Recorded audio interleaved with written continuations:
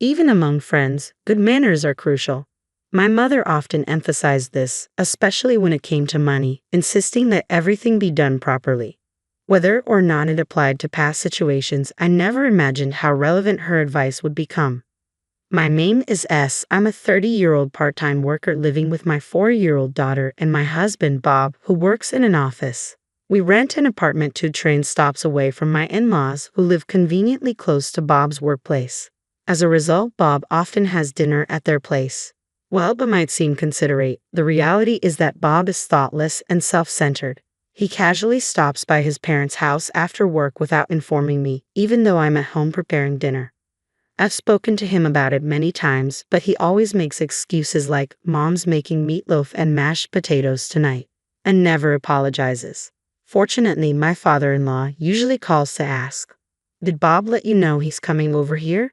This heads up at least saves our dinner from going to waste. While my father-in-law is considerate, my mother-in-law is quite the opposite. She often makes snide remarks like, "Bob just prefers my cooking over his wife's." Whenever Bob visits them, she'd call to gloat, "He just feels more at ease at home. Sally, you need to make a home where your husband wants to stay." She looks down on me, asserting her superiority as a woman and a mother. She also has a habit of barging into our apartment whenever she finds the time. Bob can't relax with this kind of cleaning. "And what's this in the fridge?" She'd criticize my cleaning, snoop through our fridge, and even throw out my cooking, saying, "How dare you serve Bob such an awful meal? Any wife who doesn't take care of food is the worst. Everything you cook just goes to waste." When I pointed out that I could have eaten it instead of throwing it away, she'd retort, "You're the one wasting food." She'd turn red with rage and start yelling. My daughter would get scared and start crying, prompting my mother-in-law to hurriedly leave, not wanting to be disliked by her. She's selfish and quick to run away when things get tough. I confided in Bob about his mother's bullying, but he brushed it off with remarks like, "You're just imagining things," or "She doesn't mean any harm." The bright and sociable nature that initially attracted me to him now feels like a distant memory. These days, he's moody and dismissive, even ignoring our daughter when she tries to talk to him. His standing as a father has hit rock bottom. To make matters worse, the education fund we had been diligently saving for our daughter had completely disappeared. A significant sum, $40,000, had been withdrawn. I knew it had to be Bob, as he had access to the family account. When I confronted him about the missing money, he nonchalantly said, "Our daughter doesn't need the money right now. We can save up again when it's necessary." His cavalier attitude snapped something in me. "Are you serious? How could you just spend the money we saved together like that? It's not about needing it right now. We saved it because we don't know when we'll need it. What did you even spend it on?" "I helped out Mom," he replied. "Our money. Most of it comes from what I earned. Got a problem with that?" "I contributed too. I saved by cutting our budget and worked hard to manage that money." "Your contributions are insignificant." Our argument escalated, fortunately without waking our daughter. "That's it, we're getting a divorce. I knew you were careless, but to withdraw our child's savings without a word is unbelievable. Go ahead, like you can survive on a part-time salary." I was momentarily speechless. Seemingly satisfied with silencing me, he sneered, "I'm always ready for a divorce," and went back to his room. Though I clenched my fists in frustration, I refused to just cry myself to sleep. Determined, I began preparing for the divorce. I overheard my wife talking on the phone with Bob this morning. My father-in-law messaged me the following Friday. It seemed my mother-in-law had invited my husband for a special dinner that night. Since Bob hadn't mentioned anything to me, he was likely planning to go without telling me again. Ever since I declared my intention to divorce and was belittled for my part-time job, Bob's attitude toward me had shifted to one of disdain. He'd say things like, "I don't need to care for a dependent like you," while scattering the laundry around and neglecting to clean the room. His nitpicking, "You call this cleaning?" was just like his mother's. I saw the call from my father-in-law as the perfect opportunity to put my plan into action. I timed my visit to coincide with Bob's return from work, only to find that my father-in-law hadn't yet arrived home. Bob and my mother-in-law were visibly surprised to see me, but my mother-in-law sneered, "Oh, knowing we're having sushi for dinner, you decided to drop by and freeload? How despicable. You don't deserve sushi," Bob added, his tone harsh. It was clear they had no intention of letting me inside. Though the detached house had a wooden front door that wasn't very soundproof, Their loud shouting was audible outside. As usual, they were a selfish pair, completely oblivious to those around them. I haven't received any message about coming for sushi. The only thing I was told by your father was that you were visiting your parents' house. Are you being sarcastic because I didn't inform you? Do I need to report every move to a housemaid? It's creepy for a wife to talk to my dad behind my back, he said, seeming almost entranced by his own abusive words while my mother-in-law smirked in the background. I retorted, the one being creepy is you, causing her smile to falter. What did you say? It's disgusting to twist your father's kindness like that. You're just a lousy husband who can't communicate. Can't you see he's only trying to be considerate? My words seemed to strike a nerve. Realizing his lack of communication, Bob bit his lip and fell silent. Then you should have declined and avoided causing trouble for Dad with your brazen behavior, my mother-in-law defended him. But her words were hollow and meaningless. Keep arguing over there. I didn't come here to waste time with you. Let's get to the point. I want a divorce. What? Really? Bob's eyes widened in genuine shock. You think you can manage on a part-time salary? I'm not giving up our granddaughter. You're not fit to raise her. Go apologize to Mom.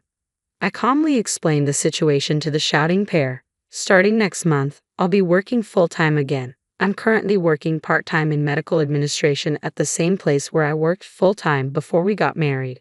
When I mentioned considering a divorce to my colleagues, they recommended I return to full-time work. The kindergarten my daughter attends is near my workplace, so I can pick her up during my lunch break, and she can stay at the daycare till my shift ends. They even advised me on this. You can't possibly raise her on your own, my mother-in-law insisted. Anticipating you'd say that, I've already arranged to live with my parents.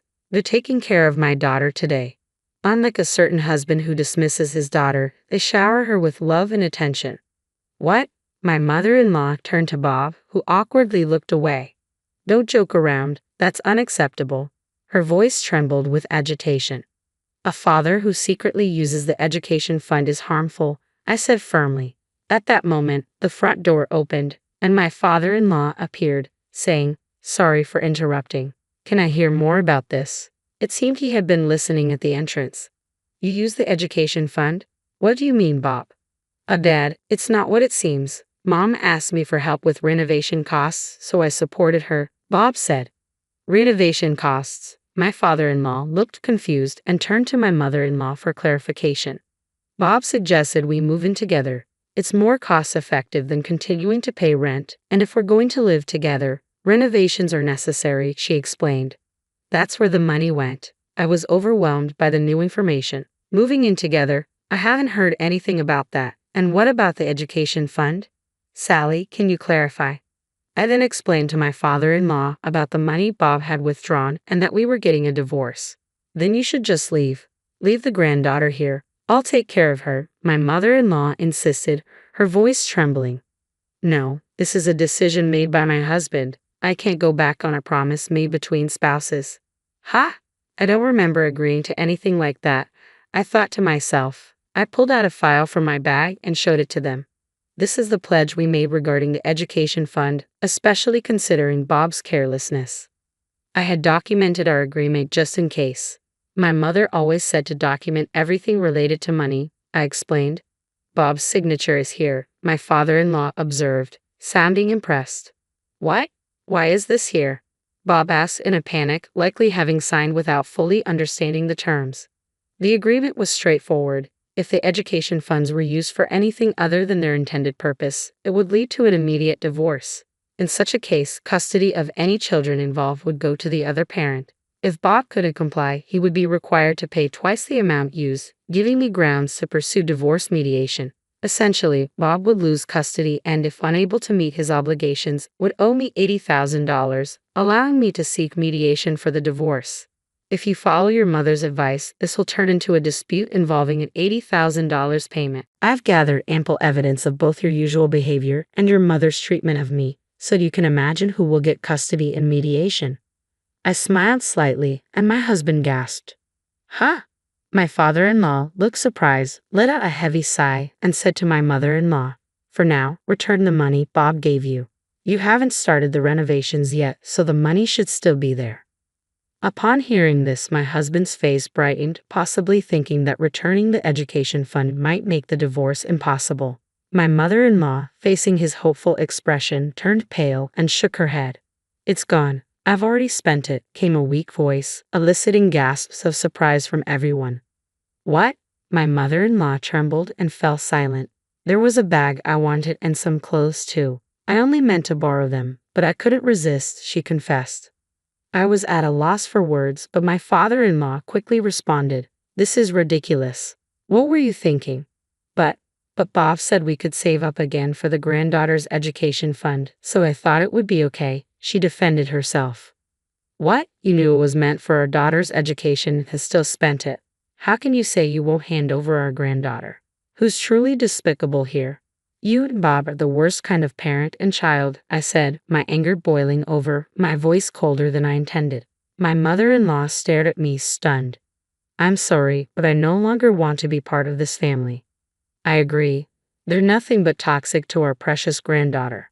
At these words, my mother-in-law broke down in tears. After that, I divorced Bob. Thanks to the evidence of mistreatment and the pledge, the child support and property division went as I had hoped. The education fund, which included a third from my salary, along with alimony, totaled $50,000, which I received. My ex-husband struggled to come up with the money, and my mother-in-law had to sell all her designer goods and jewelry to contribute. The remaining amount was covered by my father-in-law. Bob and his mother tried to blame my father-in-law, saying, "Helping your wife is a husband's job," but he became enraged and severed ties with both of them. My ex-husband approached my mother-in-law about moving in together after he had botched a project at work, leading to a demotion and a reduced salary. They could no longer afford their apartment rent and had to downsize to a smaller place. To raise the necessary funds, they were forced to cancel their life insurance policies. By pooling the money from each policy, they managed to cover the repayment amount. It seemed he was looking for sympathy when he reported the completed payment and recounted his struggles. When he spoke of his difficulties while informing me about the payment, I simply responded with a non-committal "aha" and let it go. Frustrated, he shouted over the phone, "Don't you have a word of gratitude?"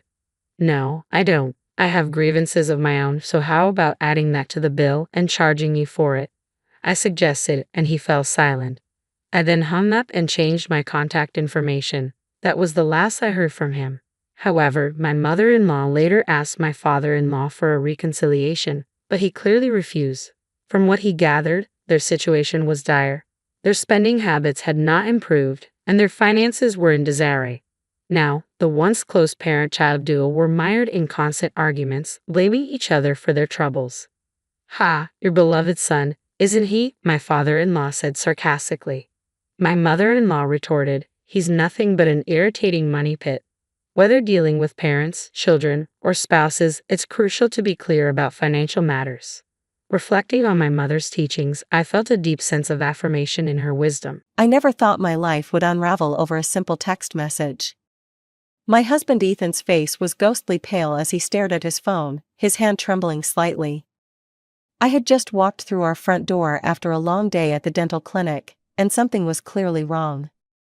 My name is Harper, and until that moment, I thought I had a pretty good handle on my life. Sure, being a stepmom to a 19-year-old had its challenges, but Jake and I had found our rhythm over the years. At least, I thought we had. "Harper, we need to talk," Ethan said, his voice uncharacteristically shaky. He was still in his work clothes, his usually pristine blue tie loosened around his neck. "It's about Jake." I dropped my purse on the kitchen counter, my stomach already nodding. "What's wrong? Is he okay?" He's fine," Ethan said quickly, running his hands through his graying hair. "But he needs our help. There's this producer in Los Angeles who's interested in his music. It's a huge opportunity, but he needs $15,000. By the end of the week." The amount hit me like a physical blow. 15,000? For what exactly? Ethan paced our kitchen, his shoes clicking against the hardwood floors. "Studio time, production costs. This producer, he's worked with some big names. Jake says it's a once-in-a-lifetime opportunity. Something in Ethan's voice set off alarm bells in my head. I'd heard that desperate tone before, usually when he was hiding something. Have you met this producer? Has Jake sent us any details about the studio? Harper, please, Ethan said, stopping his pacing to face me. This is Jake's dream. We can't let him miss out because we're being too cautious. I opened our refrigerator, mostly to have something to do with my hands. That's a lot of money, Ethan. Money we set aside for the clinic's new equipment. I know. But Jake's talented. You've heard him play. This could be his big break. I had heard Jake play. He was good, really good. But something about this felt off. Can I talk to Jake about it? Maybe we could video chat with the producer together? Ethan's reaction was subtle but telling, a slight stiffening of his shoulders, a quick dart of his eyes toward his phone. Jake's really stressed about this. He doesn't want too many people involved, doesn't want to spook the producer. Spook the producer? I closed the refrigerator door harder than necessary. A legitimate producer wouldn't be spooked by parents wanting to verify an investment in their son's future. You don't understand the music industry, Ethan snapped, then immediately softened his tone. I'm sorry, Jake trusts me with this. I need you to trust me too. I studied my husband's face, the face I'd woken up to for the past 7 years. There was something there, something beyond parental concern. Fear, maybe? Or guilt? I'll think about it, I said finally. But I want to talk to Jake first. Ethan's phone buzzed again. He checked it quickly, his face tightening. Jake's asking for an answer tonight. The producer has other artists interested. Tonight? I laughed, but there was no humor in it. That's not how this works, Ethan. No legitimate business deal works like this. Sometimes you have to take risks for family, he said quietly, not meeting my eyes. I watched as he walked out of the kitchen, his shoulders hunched, still clutching his phone. The house felt suddenly too quiet, too full of secrets. I pulled out my own phone and opened my messages with Jake. His last text to me was from 3 days ago, a meme about dental hygiene. Nothing about a producer, nothing about needing money. My finger hovered over the call button. Something told me this wasn't really about music at all, and I had a sinking feeling I was about to uncover something that would change everything.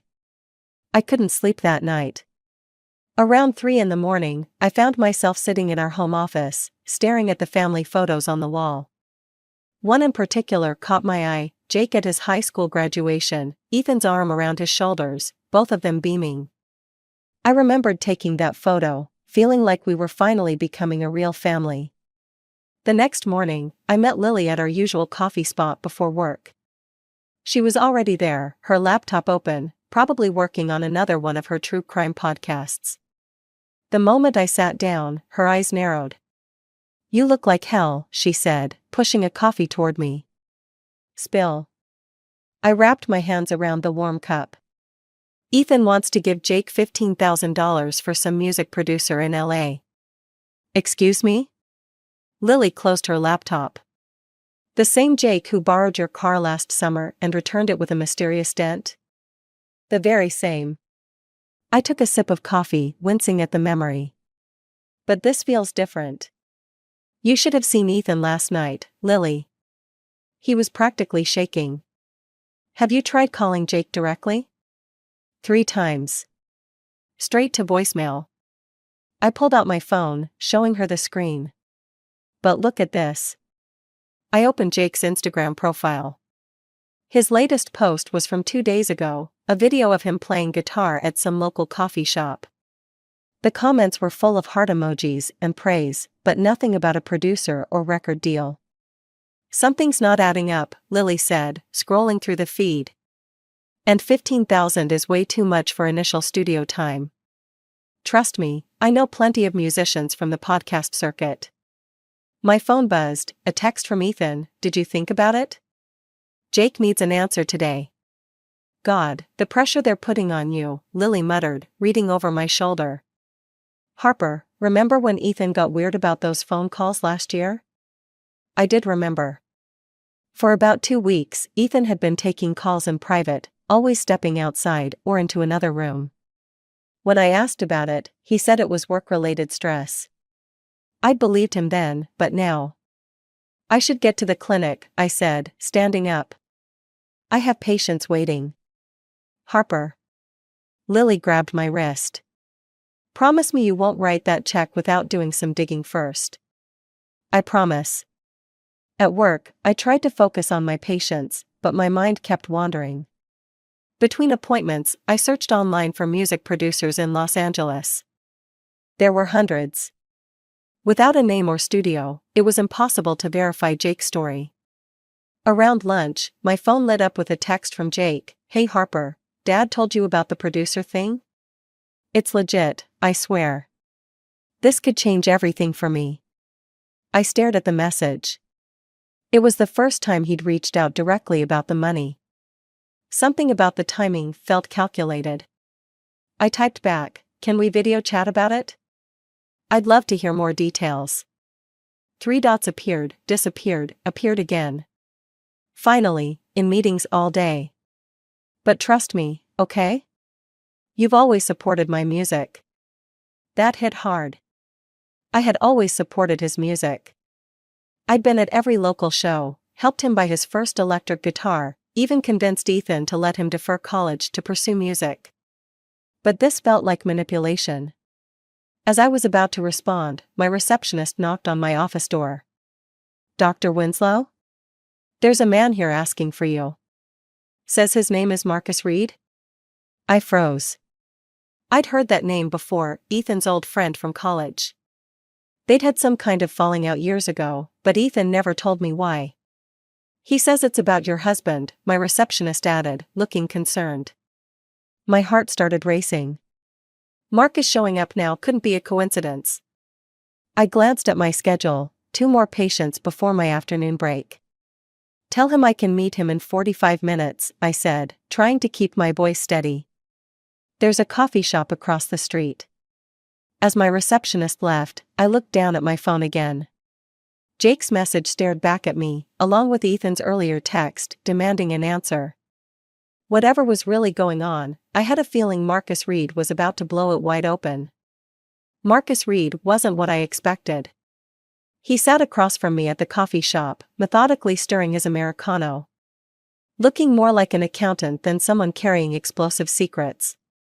His tie was perfectly knotted, his shirt crisp, but his eyes held something heavy. I've been debating whether to come forward, he said, placing an envelope on the table between us. But when I heard about Jake asking for money, I knew I had to act. My hands trembled slightly as I opened the envelope. Inside was a letter dated 3 years ago, before Jake had even moved in with us. The paper was creased, worn at the edges, like it had been read many times. Ethan, it began, the debt collectors are getting aggressive. I can't cover for you anymore. Either pay what you owe, or I'll have to tell them everything. The coffee shop's ambient noise faded away as I read further. Numbers jumped out at me, 40,000 in gambling debts, threats of exposure, desperate promises to pay. My stomach lurched. Why are you showing me this now? I asked, my voice barely steady. Marcus leaned forward. Because Jake found out about it 6 months ago. He's been using it to manipulate Ethan ever since. The pieces started falling into place, Ethan's mysterious phone calls last year, his increasing anxiety. The way Jake had suddenly become more demanding. I thought about the dent in my car, the missing money from our vacation fund that Ethan had blamed on bank fees. My phone buzzed. Another text from Jake. Did you make a decision about the producer? Time's running out. There is no producer, is there? I asked Marcus. He shook his head. Jake's talented, but he's also his father's son. He learned manipulation early. Does Ethan know you're here? No. Marcus pulled out his phone, showing me a series of texts. But Jake does. He's been threatening to expose Ethan's gambling past to you for months. The 15,000? That's just the latest demand. I stood up abruptly, needing to move. I need to get back to work. Harper, Marcus called after me. There's something else you should know. The gambling didn't stop 3 years ago. I froze. Check your joint accounts, he said quietly. Especially the clinic's investment fund. The walk back to my clinic felt like moving through fog. I pulled up our banking app, hands shaking so badly I had to try the password twice. The investment account balance loaded, $3,247. Last month it had been over $20,000. My receptionist looked alarmed when I burst through the door. Dr. Winslow? Your next patient. Cancel the rest of my appointments, I managed to say. Family emergency. I drove home in a daze, Marcus's letter burning a hole in my purse. When I walked in, I found Ethan and Jake in the living room, heads bent together over Jake's laptop. They jumped apart when they saw me. Harper? Ethan's face went pale. Why are you home early? I had an interesting conversation with Marcus Reed today, I said, watching their reactions. Jake's face hardened, but Ethan looked like he might be sick. Whatever he told you, Jake started, but I cut him off. Stop. My voice was ice. The producer story? That's over. What I want to know is how long you've been blackmailing your father. The silence that followed was deafening. Jake's confident facade cracked, just for a moment, showing something that looked almost like relief. Ethan sank onto the couch, head in his hands. Harper, please, he whispered. I can explain everything. Can you explain the empty investment account? I pulled out my phone, showing them the balance. Can you explain why our 19-year-old son is extorting money from us? I never meant, Jake began, but stopped when I held up my hand. I'm going to stay with Lily tonight, I said, my voice surprisingly calm. When I come back tomorrow, I want the truth. All of it. No more lies, no more manipulation. As I turned to leave, Ethan called out, I love you. I paused at the door, not looking back. Love without trust isn't enough, Ethan. It never was. Lily's guest room felt like a sanctuary and a prison all at once. I lay awake, scrolling through years of photos on my phone, looking for signs I might have missed. There were hundreds of pictures of our happy little family, holidays, birthdays, Jake's music recitals. All of them lies. My phone lit up with another text from Ethan, please come home. We need to talk. I switched it off and headed to the kitchen, where Lily was already making coffee, despite it being 5 a.m. You know what's weird? I said, accepting a steaming mug. I keep thinking about Jake's 18th birthday. The one where Ethan bought him that ridiculously expensive guitar? Yeah. Ethan said it was from his bonus at work. I traced the rim of my mug. We had to postpone our trip to Europe because of it.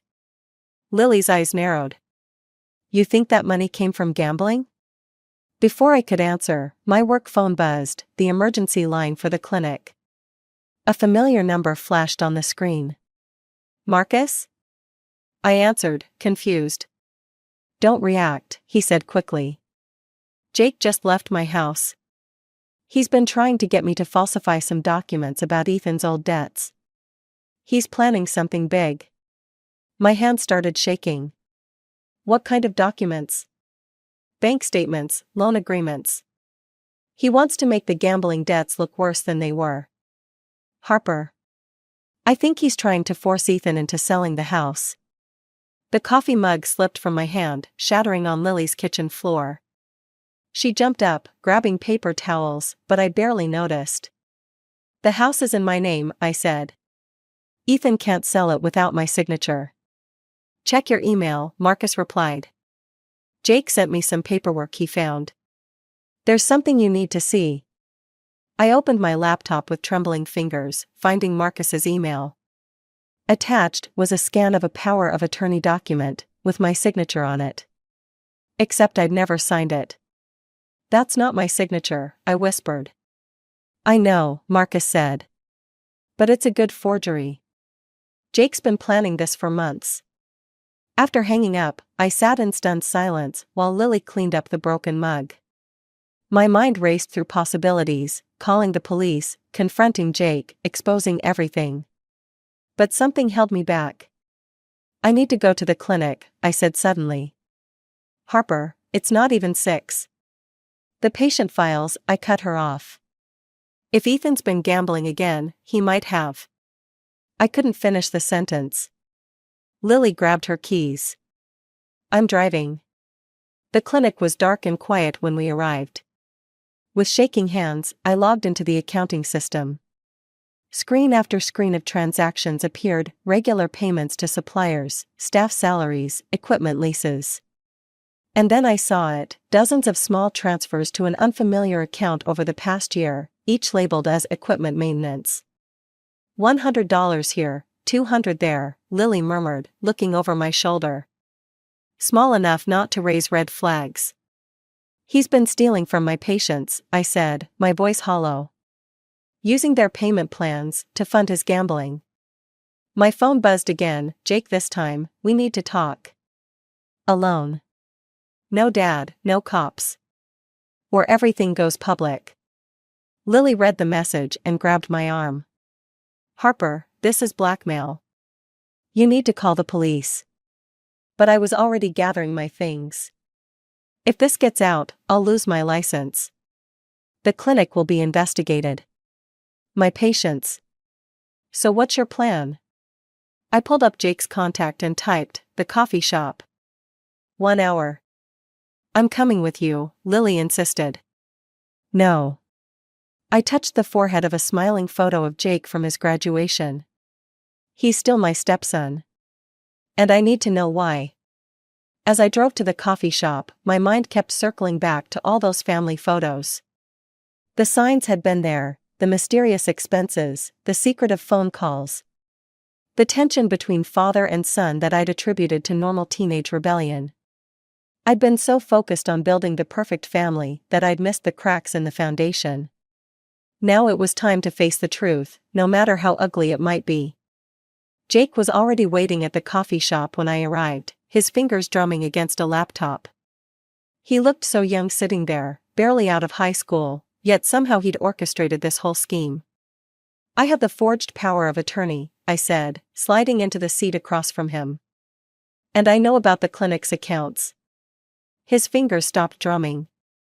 For a moment, I caught a glimpse of uncertainty in his eyes, before his confident mask slipped back into place. Dad's gambling again, he said, opening his laptop. But that's not even the worst part. He turned the screen toward me, showing a series of email exchanges. He's been borrowing money from some dangerous people. They're threatening to come after all of us. So this was never about music? The music was real. His voice cracked slightly. I just needed leverage to force him to stop.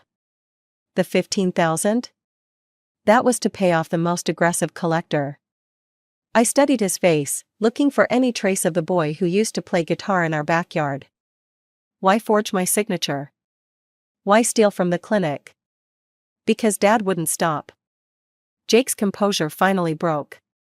I tried everything else. Threatening to tell you, hiding his phone, even changing the passwords on his accounts. Nothing worked. A waitress approached our table, but I waved her away. You could have come to me directly. Like you came to me about selling my mom's house?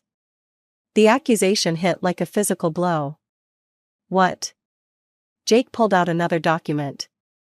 2 months ago, Dad took out a loan against Mom's house, the one she left me in her will. He forged my signature, just like I forged yours. Karma's a bitch, isn't it? My hand started shaking. The house had been Jake's inheritance from his mother, who died when he was 12. We'd agreed to keep it as a rental property for Jake's future. Does Marcus know about this? Marcus? Jake laughed bitterly. Marcus is the one who arranged the loan. He's been enabling Dad's gambling for years, taking a cut of every loss. My phone buzzed. Ethan again, where are you? Marcus just called. Whatever Jake's telling you, it's not the whole truth. Show me proof, I told Jake. About the house, about Marcus, all of it. He pulled up document after document, loan agreements, threatening emails, bank statements showing massive transfers to offshore accounts. Each revelation felt like another crack in the foundation of my life. What do you want? I finally asked. I want control of both houses, mine and yours. Put them in a trust that Dad can't touch. Help me get him into rehab, real rehab this time. And he hesitated. I want you to press charges against Marcus for fraud. And if I don't? Jake's expression hardened. Then everything goes public. The forged signatures, the stolen clinic money, all of it. You'll lose your license, Dad will probably face charges, and those collectors will come after whatever's left. My phone buzzed again, Lily this time. Police just called the clinic. Someone reported financial irregularities. They want to see the books. The room started spinning. Years of building my practice, my reputation, my family, all of it balanced on the edge of a knife. And my 19-year-old stepson held the blade. You're just like him, I said quietly. Jake flinched. I'm nothing like him. I'm trying to save this family. By destroying it?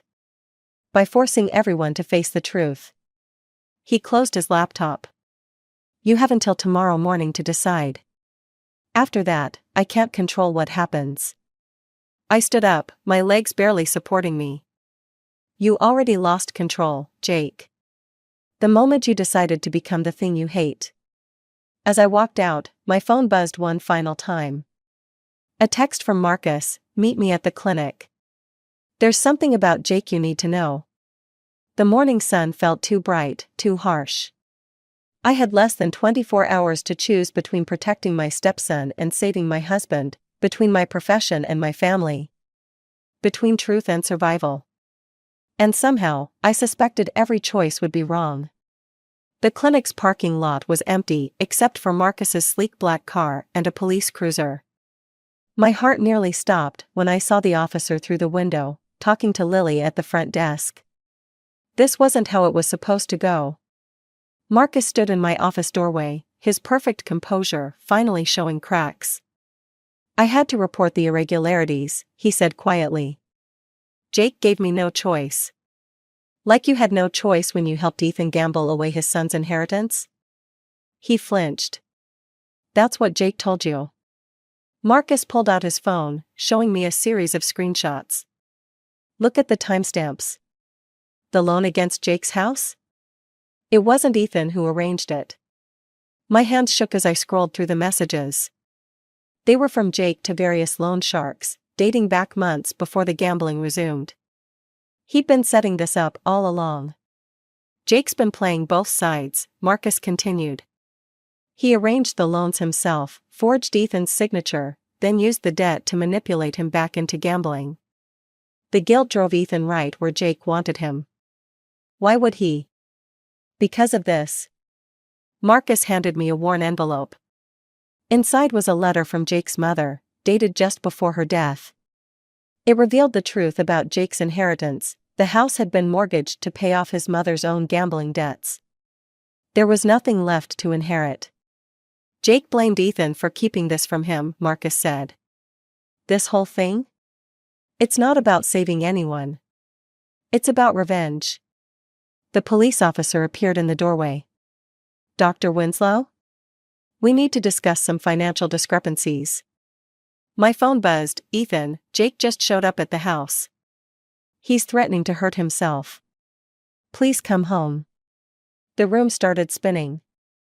Everything I thought I knew about my family was unraveling. Jake wasn't trying to save his father, he was systematically destroying him. And I'd played right into his hands. I have to go, I told the officer. My stepson. Dr. Winslow, he cut me off firmly. We have evidence of systematic fraud. You're not going anywhere. Marcus stepped forward. Officer, I can explain the discrepancies. I'm the one who. Don't, I whispered. The truth hit me like a physical blow. You're trying to protect them both, aren't you? That's why you came forward about the clinic. He met my eyes. Someone has to stop this cycle. My phone buzzed again, Lily this time. Jake posted everything online. The forged documents, the clinic records, everything. It's already spreading through local news. The officer was saying something about formal statements and potential charges, but his voice seemed distant. Through my office window, I could see news vans pulling into the parking lot. I trusted them, I said to no one in particular. I tried to help them. Sometimes, Marcus replied quietly, the people we try to save are the ones who destroy us. My phone lit up one final time, a text from Jake, I warned you what would happen. Now everyone pays. The officer stepped closer, pulling out his handcuffs. In that moment, I realized the true cost of trying to protect my family. I'd lost my practice, my reputation, possibly my freedom. And for what? To save two men who'd been plotting against each other, and me, all along? Marcus touched my arm gently. There's still a way to fix this. But you'll have to be willing to sacrifice something bigger than yourself. I looked at him, then at the officer, then at my phone with its endless stream of devastating messages. 7 years of marriage, of trying to be the perfect wife and stepmother, of building a life on what I now knew were carefully constructed lies. Okay, I said, my voice steadier than I felt. I'll tell you everything. About Jake, about Ethan, about the money. But first, there's something you need to know about what really happened the night Jake's mother died. Marcus went pale. Apparently, there were still some secrets even he didn't know. The police let me make one call before taking me in. I chose Ethan, not because I trusted him anymore, but because I needed him to understand what was coming. Jake's mother didn't die in an accident, I said the moment he answered. And I can prove it. Silence filled the line. Then, barely audible, come home. Now. The officer agreed to escort me, probably hoping I'd lead them to more evidence. When we pulled up to the house, Jake's car was in the driveway, next to Ethan's. My hands trembled as I unlocked the front door. They were both in the living room. Jake sat on the couch, his usual confidence replaced by something raw and desperate. Ethan stood by the window, looking older than I'd ever seen him. Tell them what you told me, Jake said to his father, his voice breaking. About the night Mom died. Ethan's shoulders sagged. I can't. Then I will. I pulled out my phone, opening an email I'd received years ago, but never mentioned. Your mother sent this to my personal account the night she died. I was her dentist, remember? She trusted me. Jake's eyes widened. What? She knew about the gambling, Jake. Not just hers, yours too. You were 16, stealing from her accounts to place bets online. She confronted you that night. Stop, Jake whispered. The accident wasn't an accident. She was driving to the police station to report both of you. You and Ethan were following her car. Ethan turned from the window, his face ashen. Harper, please. The truth, Ethan. For once. My voice was steady now. You both saw her car go off the road. And you both kept driving. The police officer stepped forward, but I held up my hand. That's not even the worst part. Tell him, Ethan. Tell Jake what happened to his inheritance. The house was already mortgaged, Jake said bitterly. Mom's gambling debts. No. I looked directly at Ethan. The house was paid off. Your father mortgaged it the day after she died, to pay off your gambling debts. Both of yours. Jake stood up so quickly, the coffee table overturned. You said it was her debt. You let me blame her all these years. I was protecting you. Ethan shouted back. You were falling apart after she died. I couldn't let you know that your gambling helped drive her to that night. So you let me blame her instead? Let me hate her? Enough. My voice cut through their argument. You've both been playing the same game. Using guilt to manipulate each other, using me to cover your tracks. But guess what? I'm done being your shield. I turned to the officer. I have documentation of everything. The original mortgage papers, the email from Jake's mother, bank records showing both their gambling activities. And yes, proof of the clinic fraud, which they both committed using my passwords. Harper, Ethan stepped toward me, but I backed away. I loved you both, I said quietly. But love without truth is just another form of manipulation. Jake sank back onto the couch, all his schemes finally crumbling. What happens now? Now? I looked between them, my husband and stepson, both trapped in a web of their own making. Now we all face the consequences. Starting with the truth about that night. The officer moved forward, reading them their rights.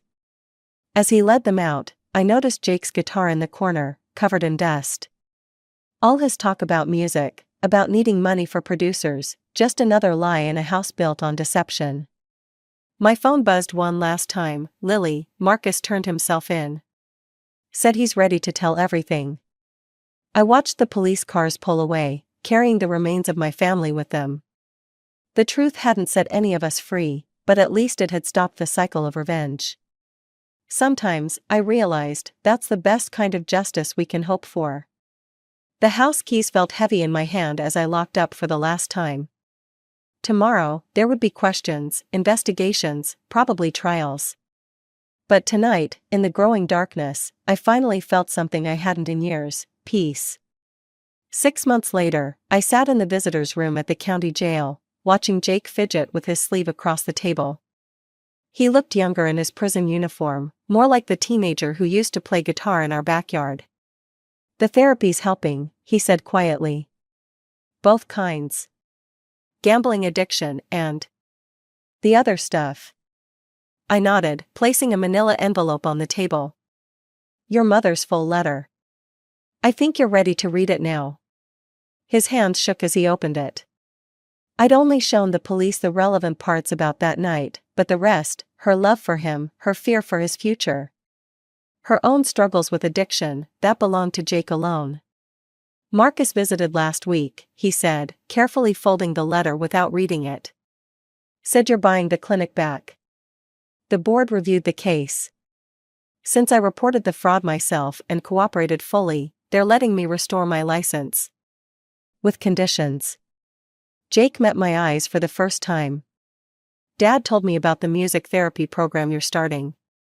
For addiction recovery. It seemed right. I smiled slightly. Sometimes the best revenge against our past is helping others avoid the same mistakes. The guard signaled our time was almost up. Jake stood, then hesitated. Harper? That night, when Mom. I'd been wanting to ask. Did you know all along? I suspected. The email gave me leverage when I needed it, but. I took a deep breath. We all have secrets we keep thinking we're protecting someone else. He nodded, understanding the weight of what wasn't said. As the guard led him away, I noticed he was humming, something original, not the covers he used to play. Outside, Lily was waiting in her car. Ready for the hearing? As I'll ever be. The courthouse was packed for Ethan's sentencing. He'd taken a plea deal, admitting to everything except his direct role in his first wife's death. Some truths were better left to conscience than courts. Marcus was there too, looking uncomfortable in a suit. After his testimony had helped convict several loan sharks, he'd been granted immunity. The community music program had been his idea, a way to make amends. The defendant may rise, the judge announced. Ethan stood, shoulders straight. When he turned to face me, I saw genuine remorse in his eyes. Not just for the crimes, but for the years of lies that had poisoned everything we'd built. Later, walking through the park where Jake used to practice his music, Lily asked the question I'd been avoiding. Do you regret turning them in? I watched a family playing frisbee, their laughter carrying across the grass. I regret not doing it sooner. Before revenge became the only language we all understood. My phone buzzed, a text from Marcus, board approved the music therapy funding. When do we start? Something lightened in my chest. The clinic would reopen next month, with a new mission and stricter oversight. The therapy program would help people like Jake, like Ethan, like Jake's mother, people trapped in cycles of addiction and deceit. You know what's weird? I told Lily. I kept trying to save my family, but I couldn't see that sometimes saving people means letting them face consequences. And sometimes, she added, it means saving yourself first. That evening, I found Jake's old guitar in my storage unit. The strings were dusty, but the wood still gleamed. In 2 years, he'd be eligible for parole. Maybe by then, the therapy program would be ready for its first music teacher. I placed the guitar in my car, next to a stack of patient files and program proposals. Tomorrow would bring new challenges, rebuilding my practice, establishing the therapy program, learning to trust again. But for now, I sat in the quiet car and played the few chords Jake had taught me, letting the simple melody wash away the last echoes of revenge. My phone lit up one final time, an email from Jake's mother's old account, scheduled years ago. Thank you for being the truth teller I couldn't be. Sometimes, I realized, the greatest act of love isn't protection or revenge. It's simply being brave enough to face the truth, no matter the cost. I never expected my life to implode over a celebratory dinner. Funny how the universe has a way of pulling the rug out just when you think you've got everything figured out. My name is Avery, and until last night, I thought I had the perfect marriage. 15 years with my college sweetheart, Elliot, and we'd finally paid off our mortgage. I'd spent the afternoon preparing his favorite meal, beef Wellington with roasted vegetables. His father Henry was coming over to celebrate with us, and I wanted everything to be perfect. The first sign something was wrong came when Elliot texted that he'd be slightly delayed. He was usually punctual to a fault. Henry arrived first, bringing an expensive bottle of champagne and his trademark bear hug. "Where's that son of mine?" Henry asked, helping me arrange the table settings. "Running late," I said, checking my phone again. He said he'd be here soon. The Wellington was starting to dry out when we finally heard Elliot's key in the lock. But the footsteps in the hallway sounded different. There were 2 sets. "Sorry I'm late," Elliot called out. "I brought someone I'd like you both to meet." I stepped into the hallway, wiping my hands on my apron. That's when I saw her, tall, willowy, probably mid-20s. She had the kind of effortless beauty that made my carefully applied makeup feel like a child's finger painting. "This is Sienna," Elliot said, his hand resting on the small of her back. Something in his tone made my stomach drop. "My future wife." The silence that followed was deafening. I stood there, trying to process his words while simultaneously wondering if I'd somehow slipped into an alternate reality. Henry's champagne glass shattered on the hardwood floor. "What the hell are you talking about, son?" Henry's voice was dangerously quiet. Elliot straightened his shoulders, pulling Sienna closer. "I've filed for divorce. Sienna and I are getting married as soon as it's finalized." I watched as if from outside my body as Sienna extended her hand toward me, a diamond ring catching the light. "I'm so sorry you had to find out this way," she said, her voice dripping with rehearsed sympathy. "Elliot wanted to tell you privately, but I insisted on being here. I thought it would be Kinder. Henry's face had turned an alarming shade of red. "You thought ambushing my daughter-in-law at a family celebration would be kinder?" "Dad, please," Elliot cut in. This isn't about you. "Avery and I have grown apart. These things happen." I found my voice then, though it came out barely above a whisper. "Grown apart? When exactly did we grow apart, Elliot? Between breakfast this morning when you kissed me goodbye, or lunch when you texted to say you loved me?" Sienna shifted uncomfortably, but Elliot's face remained impassive. "I've already moved most of my things to Sienna's place. I'll come by tomorrow to get the rest." The smell of burning meat finally registered. The Wellington was ruined. Just like my marriage. Just like the life I thought I had. "The house," I managed to say. "We just paid it off. We'll sell it," Elliot replied smoothly. "Split the proceeds. It's only fair."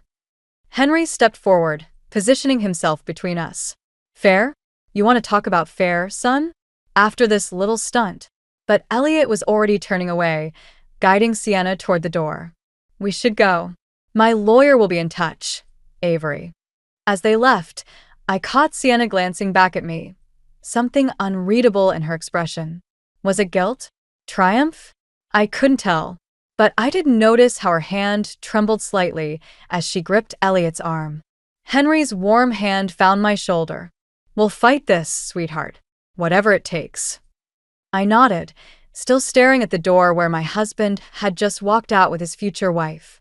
The funny thing was, beneath the shock and heartbreak, another emotion was starting to surface, one that surprised me with its intensity. Rage. I spent that first night at Henry and Linda's house, curled up in their guest room like a teenager who just had her heart broken at prom. Only this was so much worse. This was 15 years of my life going up in flames. Linda brought me chamomile tea and sat on the edge of the bed, her presence as comforting as it had been since the day I met her. I always thought if any of my children were going to do something stupid, it would be Rachel or Tom, she said, referring to Elliot's siblings. Never Elliot. I keep thinking I must have missed something, I said, wrapping my hands around the warm mug. Some sign that he was unhappy. Don't do that to yourself. Linda's voice was firm. Sometimes people just change. Or maybe they show you who they really were all along. Henry appeared in the doorway, his phone in hand. His face was tight with anger. Just got off the phone with Elliot. He's already moved most of his things out of the house. Says he left you a list of what he's taking. How generous of him, I muttered, surprising myself with the bitterness in my voice. He also mentioned something about selling the house. Henry continued, watching me carefully. Says you two discussed it. I laughed, but it came out more like a sob. Discussed it? He announced it right after introducing his child bride. She's 28, Linda said quietly. You knew about her? The question slipped out before I could stop it. Linda shook her head quickly. God, no. I looked her up on social media while you were in the shower. She works at Elliot's firm. Junior associate. Of course she did. The pieces were starting to fall into place. All those late nights at the office, the business trips that seemed to multiply over the past year. I need to go back to the house, I said suddenly, pushing aside the blankets.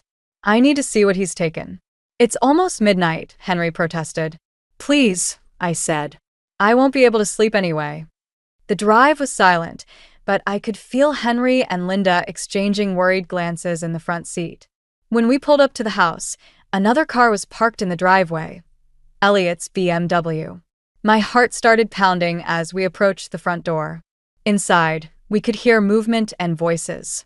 I used my key, pushing the door open to find Elliot and Sienna in my living room, boxing up books. Oh, Sienna said, straightening up quickly. We thought you'd stay away tonight. Clearly, I replied, taking in the scene.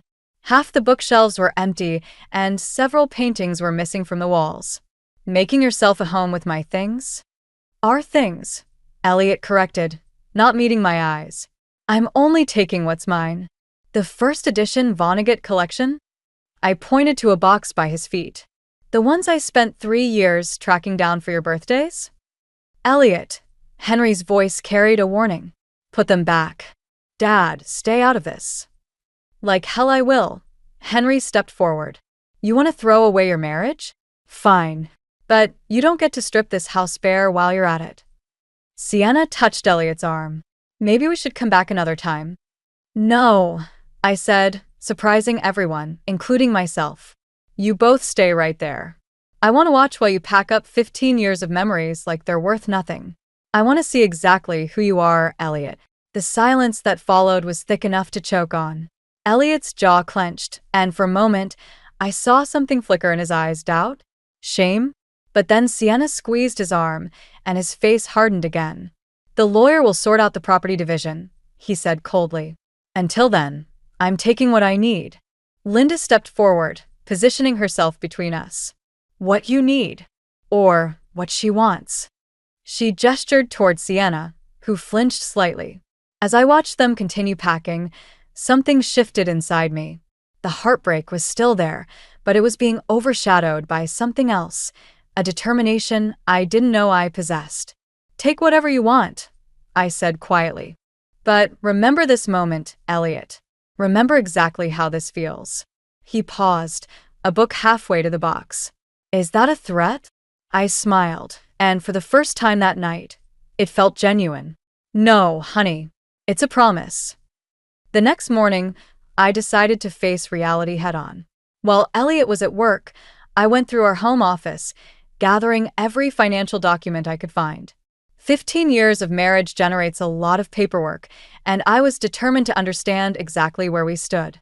That's when I found it, buried in a folder marked House Payments 2018. A statement from my personal savings account showing a transfer of $90,000. My inheritance from my grandmother, which I'd used to save our house during Elliot's failed attempt at starting his own law firm. My hands were shaking as I dug deeper. More documents emerged, proof of my contributions to mortgage payments while Elliot was between jobs. Receipts for home improvements I'd paid for with my teaching salary. The story they told was very different from Elliot's version of events.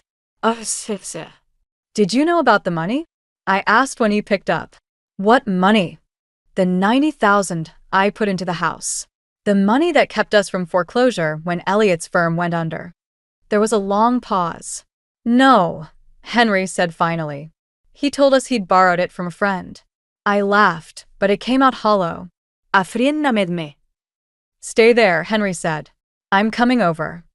But before Henry arrived, I heard a key in the lock.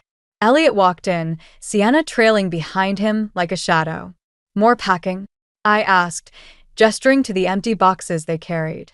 Just getting the last of my clothes, Elliot said, then noticed the papers spread across the desk. What are you doing? Remembering, I said, holding up the bank statement. Remember 2018, Elliot? When your big dream of starting your own firm crashed and burned. Remember who bailed you out? Sienna looked between us, confusion clear on her face. What is she talking about? Nothing, Elliot said quickly. Ancient history. $90,000 worth of ancient history, I corrected. My inheritance. The money that saved this house. Our house when you nearly lost it. Elliot's face reddened. That was a loan. A loan. I stood up, my voice steady despite the anger coursing through me. Show me the paperwork, Elliot. Show me where we agreed it was a loan. You're my wife, he snapped. Everything between us was shared. I emphasized. Past tense. Just like this house will be past tense when you sell it and split the proceeds. Except, I don't think that's going to work out quite like you planned. The front door opened again, and Henry walked in. His eyes narrowed at the sight of Elliot and Sienna. Perfect timing, I said. Elliot was just explaining how my inheritance doesn't count toward house ownership. Is that so? Henry's voice was dangerously quiet. Interesting legal theory, son. Want to run that by the Bar Association? Sienna stepped forward, her confidence visibly wavering. Maybe we should discuss this another time, when everyone's calmer. I am calm, I said, gathering the documents into a neat pile. In fact, I'm clearer than I've been in days. You want to sell the house, Elliot? Fine. But first, we're going to talk about my $90,000 and the mortgage payments and every penny I put into this place while you were chasing your dreams. You can't prove, Elliot started. Actually, Henry interrupted, she can. And she will. I've already called my lawyer. He's very interested in these documents.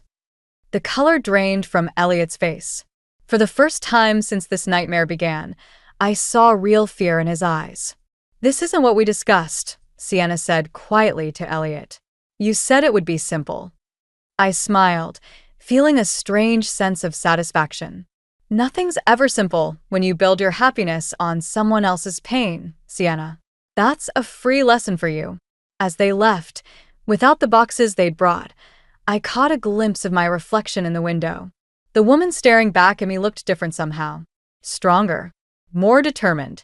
Henry squeezed my shoulder. You okay? No, I admitted. But I will be. And so will my house. The papers on the desk represented more than just money now. They were proof that I wasn't just a victim in Elliot's story. I was the author of my own. And I was just getting started. Henry's lawyer, Marcus, spread the documents across his mahogany desk like he was dealing cards. Each paper told a piece of our story, my story, but it wasn't until I saw them all together that I realized just how much of myself I'd poured into that house. The good news, Marcus said, adjusting his reading glasses, is that we have clear documentation of your financial contributions. The bad news is that Elliot's already filed for divorce, citing irreconcilable differences. Linda, who'd insisted on coming with me, leaned forward. But that doesn't change Avery's claim to the house, does it? Not directly, but… Marcus paused as his phone buzzed. His expression shifted as he read the message. Well, this is interesting. Elliot just listed the house for sale. My stomach dropped. He can't do that without my signature. Actually, he can. He's listed his intention to sell his portion of the property. And he's already received an offer. I gripped the armrests of my chair, trying to steady myself. From who? The buyer's name is redacted, but the offer is well above market value. Marcus removed his glasses. This feels calculated, Avery. Like someone's trying to force your hand. A memory surfaced, Sienna mentioning her family's real estate business during that awful dinner. The pieces clicked into place. It's her, I said. Sienna's family is trying to buy me out. Linda's hand found mine. You don't have to sell. No, but they can make my life difficult until I do. I stood up, needing to move. This was their plan all along, wasn't it? Get the house. Erase me completely. Marcus shuffled through more papers. There's something else you should see. He handed me a bank statement, Elliot's personal account. Notice the transfers starting last year? I scanned the document, my vision blurring as I processed what I was seeing. Regular transfers to an offshore account, starting just after I'd received my second inheritance following my aunt's death. He's been moving money, I whispered. My money. We can't prove it yet, Marcus said gently. But the timing. The timing is exactly when I told him about Aunt Sarah's inheritance. My laugh sounded hollow even to my own ears. He wasn't just planning to leave me. He was stealing from me. Linda stood up, her face flushed with anger. That son of a… A knock at the door interrupted her. Henry entered, looking grave. Sorry I'm late. I just had an interesting conversation with Rachel. Elliot's sister? I asked. What did she say? Apparently, Sienna's been bragging at work about their plans for the house. They're going to tear it down, build something new. She called it erasing the past to build their future. The room spun slightly. That house wasn't just property. It was where I'd planted my grandmother's roses, where I'd nursed Elliot through pneumonia, where I dreamed of raising our children. No, I said, surprising myself with the firmness in my voice. They don't get to erase me. Marcus leaned back in his chair. What do you want to do? I looked at the documents spread across his desk, proof of my contributions, my sacrifices, my life. Then I thought about Sienna's smug smile, Elliot's cold dismissal of our years together. I want everything, I said. The house, the money he stole, all of it. And I want them to remember what it feels like to have something taken from you. Henry stepped forward. I might be able to help with that. I still have connections at the firm's board of directors. And they'd be very interested in knowing about those offshore transfers. Are you sure? Linda asked him. He's still our son. Henry's face hardened. No son of mine steals from his wife and tries to destroy her home. We raised him better than that. I gathered the documents, my hands steady now. Marcus, what's our next move? He smiled, and there was something predatory in it. We go to war. As we left the office, I caught my reflection in the window again. The woman looking back at me wasn't just angry anymore. She was dangerous. And for the first time since this nightmare began, I felt truly powerful. Elliot wanted to erase our past? Fine. But first, I was going to make damn sure he remembered it. Sunday brunch wasn't my idea. Linda suggested it, with that gleam in her eye that told me she was plotting something. We're still family, she said. And family shows up. That's how I found myself sitting across from Elliot and Sienna at the Grove, the restaurant where we'd had our rehearsal dinner 15 years ago. Henry and Linda flanked me like bodyguards, while Rachel, Elliot's sister, completed our awkward party. The house is looking lovely, Linda said, stirring her coffee. Those new curtains in the living room are interesting. Sienna brightened. Thank you. I picked them myself. The old ones were so dated. The ones Avery's grandmother made? Linda's voice could have frozen hell. Those curtains survived 3 generations. I watched Sienna's smile falter, noticed how Elliot's hand tightened around his water glass. Small victories. Actually, Rachel chimed in, I heard you're planning some bigger changes than curtains. Sienna shot her a warning look, but Rachel continued. The demolition plans look ambitious. Though I suppose starting fresh is easier than dealing with all those memories. The table went silent. I carefully set down my fork, meeting Elliot's eyes. Demolition plans? It's not final, he said quickly. We're just exploring options. Options that include destroying the house my grandmother helped us buy. My voice remained steady, even as my hands shook under the table. The house where your father taught you to fix that squeaky floorboard in the hallway? Where your mother planted her prize-winning roses? Those roses are half dead anyway, Sienna interjected. The whole garden needs those roses.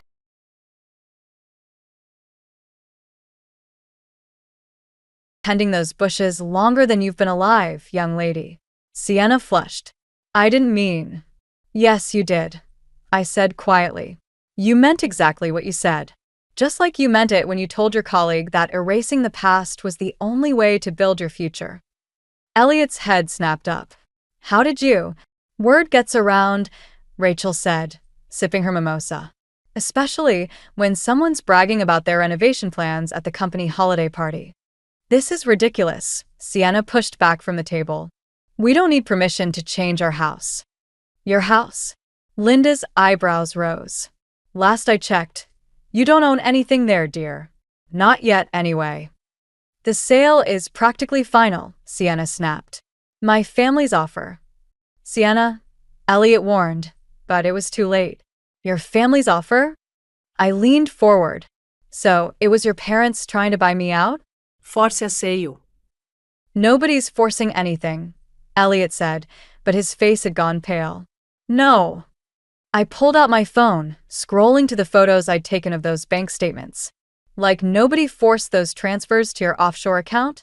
The ones that started right after my aunt died. The color drained from his face. Sienna looked between us, confusion clear in her expression. What transfers? She asked. Nothing, Elliot said quickly. It's not what you think, Avery. I think it's exactly what it looks like. Henry's voice was cold. And I think the firm's ethics board will think so too. Sienna stood abruptly. I need some air. As she walked away, Elliot glared at me. Are you happy now? Destroying my relationship like I destroyed yours. No, Elliot, I said, standing up. I'm not happy, but I am done playing nice. You want to erase our past? Fine. But first, you're going to pay for it. Every penny you took, every memory you tried to steal, I'm coming for all of it. Rachel raised her glass. Now that's the sister-in-law I remember. Walking out of the restaurant, I felt lighter somehow. Let them tear down the house.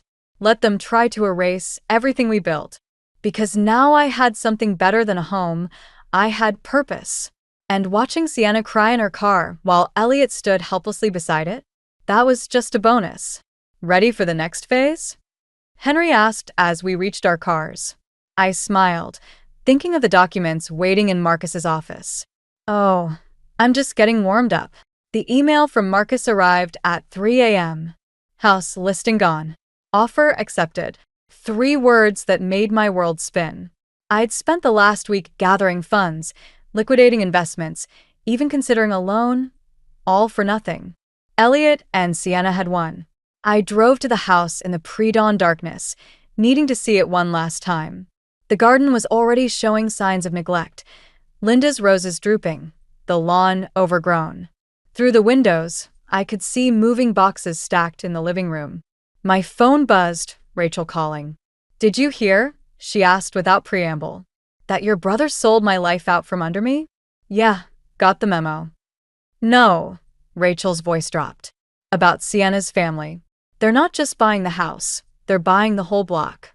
Some massive development project. They've been planning this for months. The pieces clicked into place. Elliot's sudden interest in Sienna, the rushed divorce, the offshore accounts. He knew, I whispered. He knew all along. There's more. Rachel hesitated. The firm's board meeting is tomorrow. They're making Elliot partner. I ended the call, my hands shaking. All those years supporting his career, and now he was getting everything he wanted. The promotion, the younger wife, the fresh start. While I sat in my car, watching the sun rise over the home I was about to lose. A tap on my window made me jump. Henry stood there holding 2 coffee cups. Thought I'd find you here, he said, handing me one as I got out. Linda's worried sick.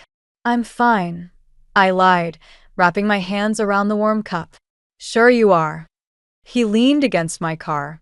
That's why you're sitting outside your house at dawn, looking like you haven't slept in days. It's not my house anymore. No. Henry pulled out his phone, showing me an email. Because according to this, the Brooks family's offer just fell through. Something about irregularities in their financing. I straightened. What? Turns out some anonymous source tipped off their investors about certain ethical concerns. The whole deal's on hold pending investigation. How did you?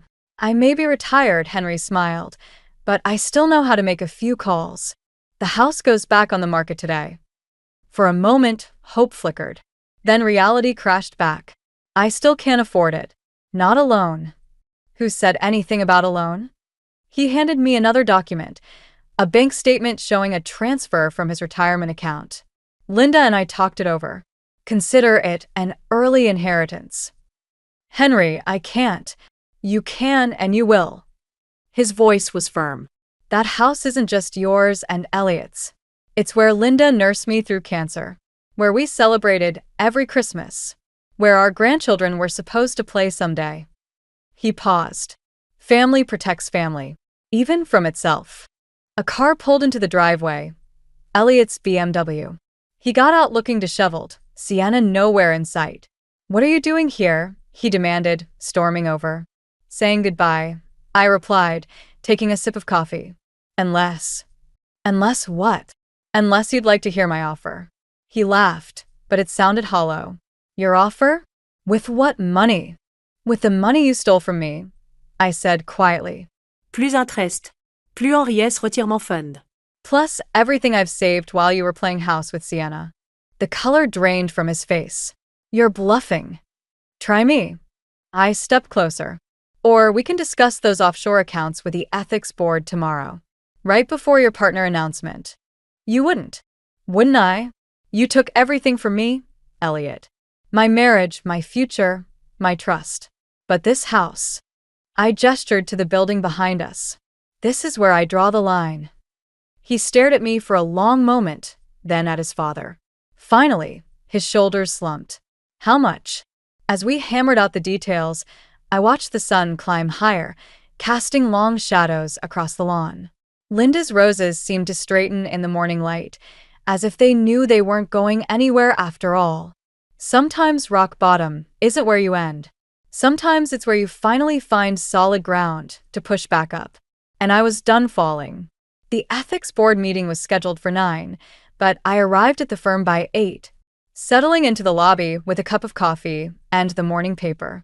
I wasn't there to attend, just to watch the aftermath. Rachel texted updates from inside. Board reviewing evidence now. Elliot looks like he's about to throw up. Good. At 8:45, Sienna burst through the lobby doors, her designer heels clicking against the marble floor. She stopped short when she saw me. What are you doing here? I folded my paper carefully. Waiting. For what? To see him lose everything. Her voice cracked slightly. Isn't taking the house enough? The house was mine to take back, I said, standing. Just like the partnership was his to lose. You vindictive bit. Careful, I interrupted. Your future father-in-law is about to lose his job. Might want to watch what you say to the person who is proof of your family's illegal development schemes.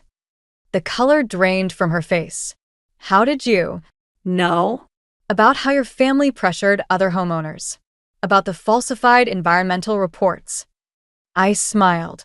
Let's just say Rachel isn't the only one who pays attention at office parties. The elevator dinged, and Henry stepped out, his face grim. It's done. Sienna rushed past him toward the boardroom. Through the lobby windows, I could see Elliot emerging from the building's side entrance, his tie loose, his jacket missing. Go, Henry said softly. End this. I found Elliot in the parking garage, sitting on the concrete steps, his head in his hands. He looked up as I approached, and for the first time since this began, I saw my husband, not the stranger who'd replaced him. Happy now? He asked, his voice hollow. No. I sat beside him, leaving space between us. I wanted you to feel what I felt, to know what it's like to have everything stripped away. But now. I gestured to his defeated posture. It doesn't feel like victory. They're launching a full investigation. The offshore accounts, the development deals, everything. He laughed bitterly. Sienna's family is probably already distancing themselves. Can't have their daughter married to a disgraced lawyer. Is that what you wanted? To be part of their world. I wanted. He paused, struggling. I wanted to be more than the scholarship kid who married his college sweetheart. More than the son who needed his father's connections to get ahead. So you became the man who betrayed everyone who loved him instead. He flinched. I never meant. To hurt me? To steal from me? To destroy a home. I stood up. The funny thing is, Elliot, you already were more. You were the man I believed in. The partner I supported. The person I trusted most in the world. Avery. But that man's gone now. I reached into my bag, pulling out an envelope. These are the original documents, the bank transfers, the development plans, everything. The board has copies, but these are yours. He took the envelope with trembling hands. Why? Because revenge doesn't taste as sweet as I thought it would. And because the man I married deserves one last chance to do the right thing. The right thing. Tell the truth, Elliot. About everything. The money, the schemes, all of it. Give people back their homes. Start over. He stared at the envelope for a long moment. And what about us? There is no us anymore. But maybe there can be peace. As I turned to leave, his voice stopped me. The roses, he said. Mom's roses. I told Sienna not to touch them, but she wouldn't listen. I should have fought harder for the things that mattered. I nodded, not turning back. Yes, you should have. The morning sun was bright as I emerged from the garage. Henry waited by my car, his face questioning. It's done, I said. And I looked back at the building, thinking of the man I'd left sitting in the darkness. Sometimes winning feels a lot like losing. Henry squeezed my shoulder. That's how you know you've won the right way. 6 months later, I stood in my garden, pruning Linda's roses back to health. The morning sun cast long shadows across the lawn, and somewhere in the distance, a lawnmower hummed. The newspaper on my porch told the story in black and white. Brooks' development project canceled. Properties returned to original owners. Below that, a smaller headline. Former attorney makes full restitution to fraud victims. I hadn't seen Elliot since that day in the parking garage. Rachel kept me updated. Sienna left shortly after the scandal broke, and Elliot had moved back in with his parents while working to make amends. He'd sold everything he owned to repay what he'd stolen. The mail truck pulled up, and I recognized our regular carrier, Joe, waving as he approached. Special delivery, he said, handing me a thick envelope. Needs a signature. The return address made my heart skip. My mother's name, written in familiar cursive. We hadn't spoken since my father's funeral 12 years ago. Inside, I found a letter and an old photograph. The picture showed my mother in a garden much like mine, kneeling beside her own rose bushes. On the back, she'd written, "Some things are worth fighting for. Some things are worth letting go." The doorbell rang as I was reading the letter. Linda stood there, holding a ceramic pot with a tiny rose bush. "Found this at the garden center," she said. "It's the same variety as the ones your grandmother gave us for your wedding." I led her to the backyard, where we'd been slowly rebuilding the garden. Henry had helped me install new beds, and Rachel had contributed some herbs. Even Tom, Elliot's younger brother, had shown up one weekend with mulch and tools. "I got a letter," I said, showing Linda the envelope. "From my mother." She nodded, unsurprised. I might have sent her a note, told her about everything that happened, about how strong you've been. Before I could respond, another car pulled into the driveway. Henry emerged, followed by Elliot. My first instinct was to retreat, but Linda's hand on my arm stopped me. "He asked to come," she said softly, "to see the roses." Elliot approached slowly, looking different than I remembered, humbler somehow, more like the boy I'd fallen in love with in college. He carried a small box. "I found these," he said, holding it out, "while packing at my parents' attic. Thought you might want them." Inside were packets of seeds, all carefully labeled in my grandmother's handwriting. Seeds we'd saved together from her garden, planning for our future. "The investigators finished with the offshore accounts," he said quietly. "Everything's been returned. I'm working at a legal aid clinic now, helping people fight predatory development deals." "Good," I said and meant it. "I'm sorry," he added. "Not just for the money or the house. For forgetting who we were. Who I was supposed to be." I looked at the seeds in my hands, then at my mother's letter. Sometimes we have to lose everything to remember what matters. "The roses look better," he observed, glancing at the garden. "They're survivors," Linda said, "like their caretaker." As they left, Elliot to his new life, Henry and Linda to their Sunday plans, I sat in my garden reading my mother's letter. She wrote about regret, about pride, about the years we'd lost to stubbornness and hurt, about wanting to try again. The final paragraph caught my throat. "I watched you fight for your home, for your dignity, for justice. You're stronger than I ever was. But strength isn't just about fighting. Sometimes it's about knowing when to open the door to second chances." I looked at my grandmother's seeds, at the newly thriving roses, at the home I'd fought so hard to keep. Then I picked up my phone and dialed a number I'd forgotten I still knew by heart. "Mom," I said when she answered. "The roses are blooming again. Would you like to see them?" Sometimes endings are really beginnings in disguise. And sometimes the greatest victory isn't in what you keep, but in what you choose to let grow again. I was sitting at my desk, surrounded by blueprints and zoning regulations when the email notification popped up. It was a routine check of our joint account, something I did every month to ensure everything was in order. But this time, something was off. A series of transactions, all substantial, were listed under Nate's name. They were not the usual grocery or utility payments. Instead, they were payments to a name I didn't recognize, and they had been going on for months. My name is Alara, and I'm an urban planner. I love my job, creating spaces that bring people together. But right now, all I could feel was a knot tightening in my stomach. Nate and I had always been open about our finances, or so I thought. This discovery felt like a crack in the foundation of my life, threatening to crumble everything I'd worked so hard to build. I tried to shake off the unease that settled over me, telling myself there had to be a reasonable explanation. Maybe it was a business expense or a surprise he was planning. But the amounts were too large and too frequent to be anything innocent. I leaned back in my chair, staring at the screen, the numbers blurring together as my mind raced. "Hey, Alara, you okay?" Tessa's voice pulled me back to reality. She stood at my office door, her usual smile replaced with concern. "Yeah, just a bit distracted," I replied, trying to sound casual. But Tessa knew me too well to be fooled. She stepped inside, closing the door behind her. "Distracted by what?" she pressed, settling into the chair across from me. I hesitated, unsure of how much to reveal. But Tessa had been my rock through so many storms. "It's Nate. I found some transactions on our account.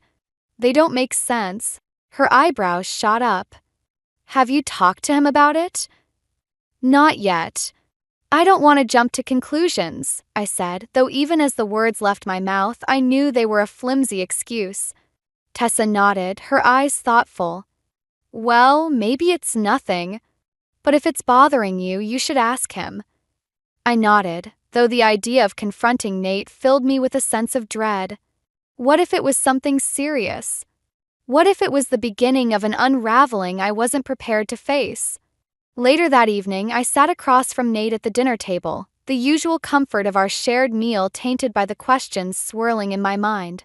He was talking about his day, something about a project deadline, but I barely heard him. I was too focused on the way he avoided eye contact, the slight tension in his shoulders. "Nate," I interrupted, my voice firmer than I felt. "I noticed some transactions on our account. They're pretty significant." He paused, fork halfway to his mouth. "Oh, those? Yeah, I meant to tell you. It's just some investments I've been making." Investments. The word hung between us, heavy and unsatisfying. Investments? I echoed, trying to keep my tone even. He nodded too quickly. "Yeah, just trying to build something for our future." I wanted to believe him desperately. But there was something in his eyes, a flicker of something that made my skin prickle with unease. "Can you show me the details? I'd love to know more about it." He hesitated just for a moment, but it was enough. "Sure, I'll show you later. It's all pretty boring stuff." I forced a smile, though my mind was screaming. Later. It was always later. And I couldn't shake the feeling that later would never come. That night, as I lay in bed beside him, listening to his steady breathing, I knew I couldn't let it go. This wasn't just about money. It was about trust, and the gnawing fear that there was more beneath the surface than I dared to imagine. I decided then that I needed to know the truth, no matter the cost. As I drifted into a restless sleep, I resolved to dig deeper, to uncover whatever secrets Nate was hiding. Because if I didn't, I feared I might lose everything I held dear. The next morning, I woke with a sense of determination. I would find out what was going on, and I wouldn't stop until I had answers. Little did I know, this was just the beginning of a journey that would change everything I thought I knew about my life and the man I loved. The morning after my discovery, I found myself at Lorraine's doorstep, clutching a tray of muffins as a peace offering. Lorraine had always been warm, treating me like her own daughter. But lately, she'd been distant, her calls less frequent, her hugs less tight. I needed to know if she had noticed anything strange about Nate, too. Lorraine opened the door, surprise flickering across her face before she pulled me into a hug. It was warm, but there was a hesitation I couldn't ignore. "Alara, what a lovely surprise," she said, ushering me inside. The house smelled of lavender and fresh coffee, a comforting mix that reminded me of simpler times. We settled in her cozy kitchen, and I watched her pour coffee into 2 mismatched mugs. "How are things with you and Nate?" she asked, her tone casual but her eyes sharp. I hesitated, unsure of how much to reveal. "We're working through some things," I said, choosing my words carefully. "Have you noticed anything different about him lately?" Lorraine's hand paused mid-pour, a slight tremor that spoke volumes. "He's been busy, I suppose. The work can be demanding." There it was again, that hint of something unsaid. "He's been making some big financial decisions," I said, trying to gauge her reaction. She nodded too quickly. "Nate's always been ambitious. I'm sure he has a plan." A plan. I wanted to believe that, but the doubt gnawed at me. "I just wish he'd talk to me about it," I admitted, my voice softer. Lorraine reached across the table, her hand warm on mine. "Men can be foolish sometimes, Alara. But Nate loves you. I'm sure he'll come around." I wanted to believe her, but the uncertainty lingered. As I left her house, I couldn't shake the feeling that Lorraine knew more than she was letting on. Her words were reassuring, but the tension in her eyes told a different story. Back at home, I found Nate in his office, his brow furrowed in concentration as he typed away. I watched him for a moment, trying to reconcile the man I loved with the stranger he seemed to be becoming. "Nate!" I called softly, stepping into the room. He looked up, a smile that didn't quite reach his eyes. "Hey, everything okay?" I nodded, though my heart was pounding. "I went to see your mom today." His fingers paused over the keyboard, a flicker of something unreadable crossing his face. "Oh? How is she?" "She's good." We talked about you. I watched him carefully, hoping for a sign, anything that would make sense of the knots in my stomach. Nate leaned back in his chair, his expression guarded. And she said you've been busy. I wish you'd talk to me about what's going on. He sighed, rubbing the back of his neck. Alara, I'm trying to handle it. I don't want to worry you. But I am worried, I said, my voice firmer than before. I'm your wife, Nate. We're supposed to handle things together. He looked at me then, really looked at me, and for a moment I thought I saw a crack in his defenses. But just as quickly it was gone. I promise I'll explain everything soon. That promise hung in the air, fragile and unconvincing. I nodded, though my mind was already racing ahead, plotting my next move. If Nate wouldn't tell me the truth, I'd have to find it myself. Later that night, I called Tessa, my heart pounding as I filled her in on my conversation with Lorraine and Nate's evasiveness. This doesn't sound good, Alara, she said, her voice crackling over the line. What's your next step? I need to dig deeper, I said, determination hardening my resolve. I can't keep living in this uncertainty. Do you want me to help? Tessa offered, her loyalty unwavering. I hesitated, knowing the risk but needing her support. Yes, I could use all the help I can get. As we hung up, I felt a renewed sense of purpose. Whatever Nate was hiding, I was going to find out. And with Tessa by my side, I knew I wasn't alone in this fight. The next morning, I woke with a plan. I would start by looking into Nate's recent activities, checking his emails and phone records, anything that might give me a clue. It was a step I never thought I'd have to take, but desperate times called for desperate measures. Little did I know, the truth I was about to uncover would be more shocking than I could have ever imagined, setting me on a path that would test every ounce of strength I had. I sat at my computer, the room dimly lit by the glow of the screen. My heart pounded as I navigated through Nate's email account, the one he never mentioned.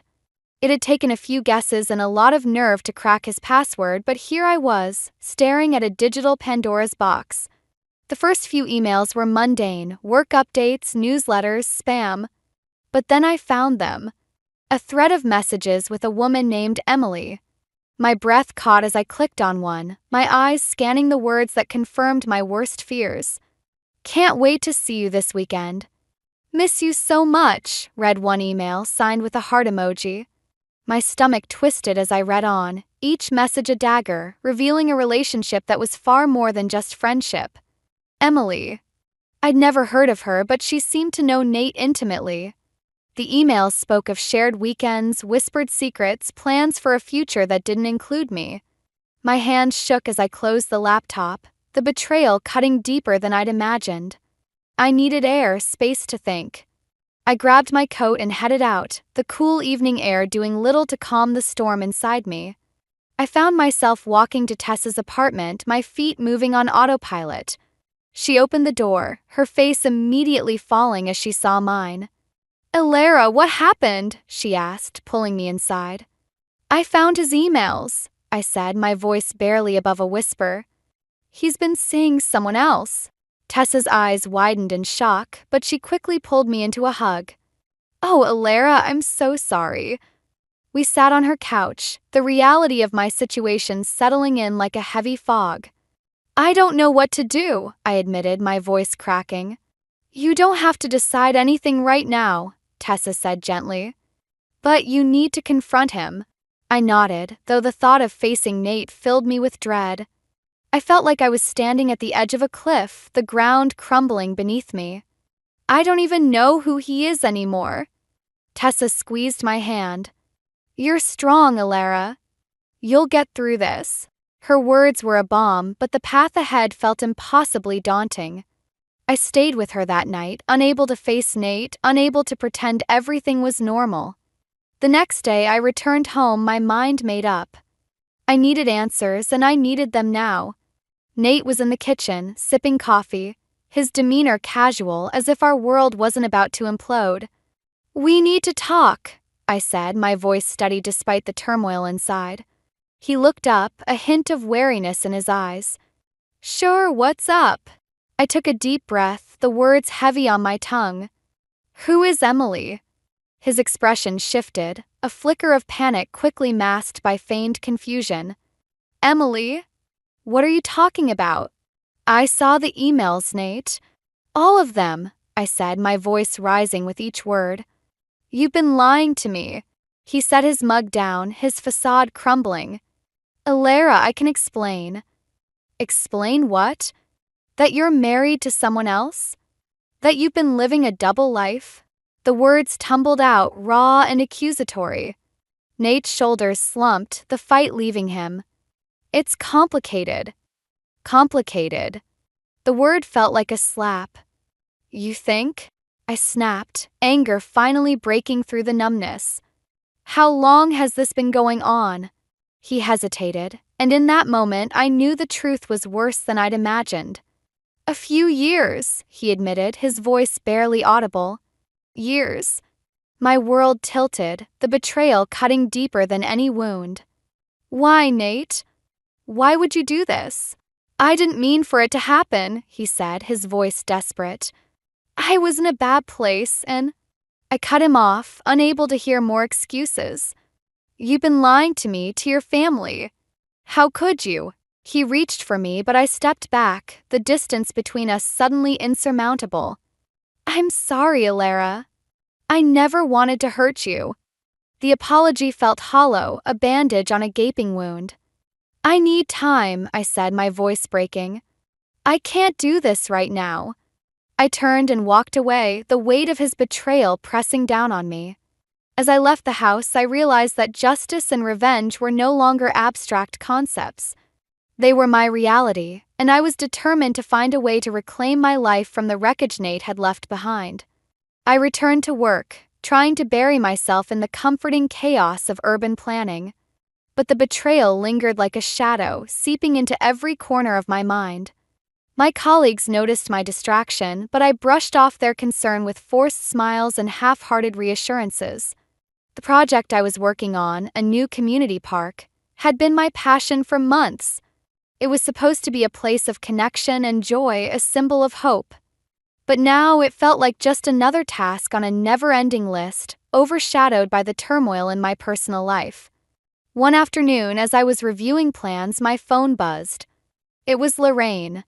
Her voice was strained, a hint of something urgent beneath her usual calm. Alara, can we meet? She asked, skipping the pleasantries. Of course, I replied, sensing the weight in her words. Is everything okay? She hesitated, and that pause spoke volumes. I'll explain when we meet. Can you come over later? I agreed, my curiosity piqued and my anxiety rising. What could be so important that she couldn't tell me over the phone?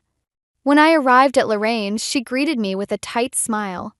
We settled in her living room, the air thick with unspoken words. I've been doing some thinking, she began, her hands clasped tightly in her lap. About Nate and everything that's happened. I nodded, urging her to continue. And I've been supporting him financially, she confessed, her voice barely above a whisper. He told me it was for you, for your career. Her words hit me like a punch to the gut. For me, I echoed, disbelief coloring my voice. She nodded, her eyes filled with regret. I thought I was helping, but now, I'm not so sure. The room seemed to close in around me, the implications of her revelation settling heavily on my shoulders. Nate had not only betrayed me, but had used Lorraine's generosity to cover his tracks. I'm so sorry, Alara, Lorraine said, her voice breaking. I didn't know. I reached out, squeezing her hand. It's not your fault. He's been lying to both of us. We sat in silence, the weight of our shared betrayal hanging between us. It was a turning point, a moment that forced me to reevaluate everything I thought I knew about Nate and our marriage. I need to confront him, I said finally, determination hardening my resolve. I can't let this continue.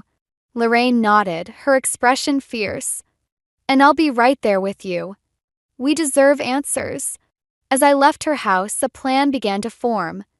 I would gather more evidence, confront Nate with the truth, and demand accountability.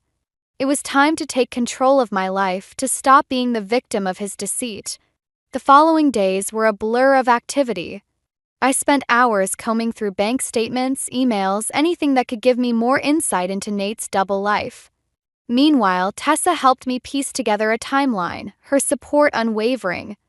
But just as I felt I was gaining ground, an unexpected twist shattered my fragile sense of control. I received a call from Harold Mercer, a name I recognized from Nate's emails. He was Emily's father. "Elara, I'm not sure how to say this," Harold began, his voice filled with an unfamiliar tension. "But I think there's something you need to know about Nate."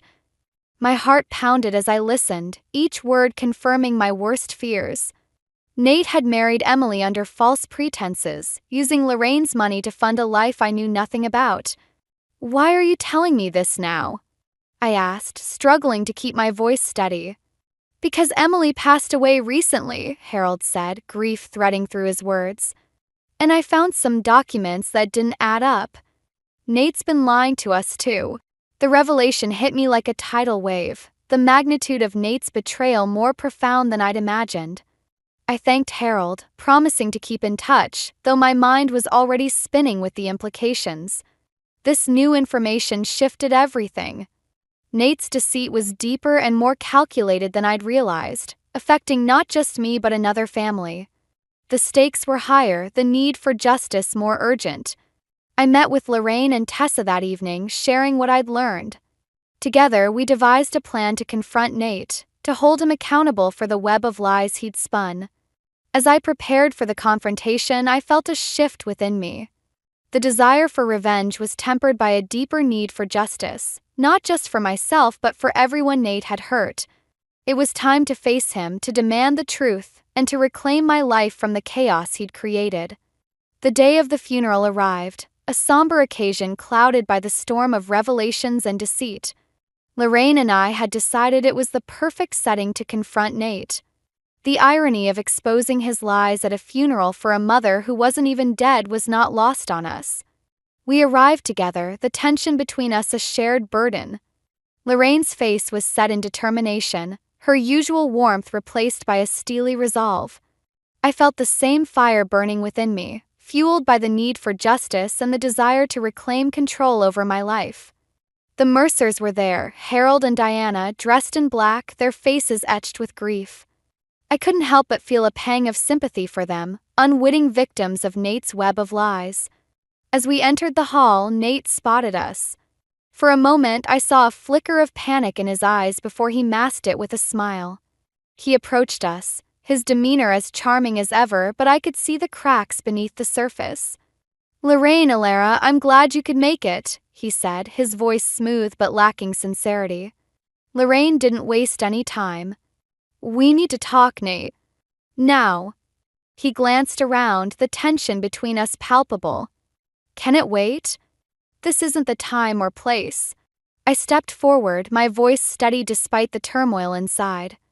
"No, Nate. It can't wait." Reluctantly, he led us to a quieter corner, away from the mourners. The moment we were out of earshot, Lorraine turned on him, her voice low and fierce. "How could you do this, Nate?" "To us, to them." He opened his mouth, but no excuse came. Instead, he looked at me, his eyes pleading. "Elara, I'm sorry. I never wanted it to go this far." "Sorry doesn't fix this," I said, my voice breaking. "You've lied to everyone. You've used your mother's money to fund a life I knew nothing about." Nate ran a hand through his hair, frustration etched on his face. "I was in over my head. I thought I could fix it before anyone found out." Lorraine shook her head, disappointment heavy in her gaze. "You've hurt so many people, Nate. This isn't something you can just fix." The conversation was interrupted by Harold's approach, his expression a mix of sorrow and anger. "What's going on here?" I hesitated, unsure of how to explain without causing more pain. But Lorraine stepped in, her voice gentle but firm. "Harold, there's something you need to know about Nate."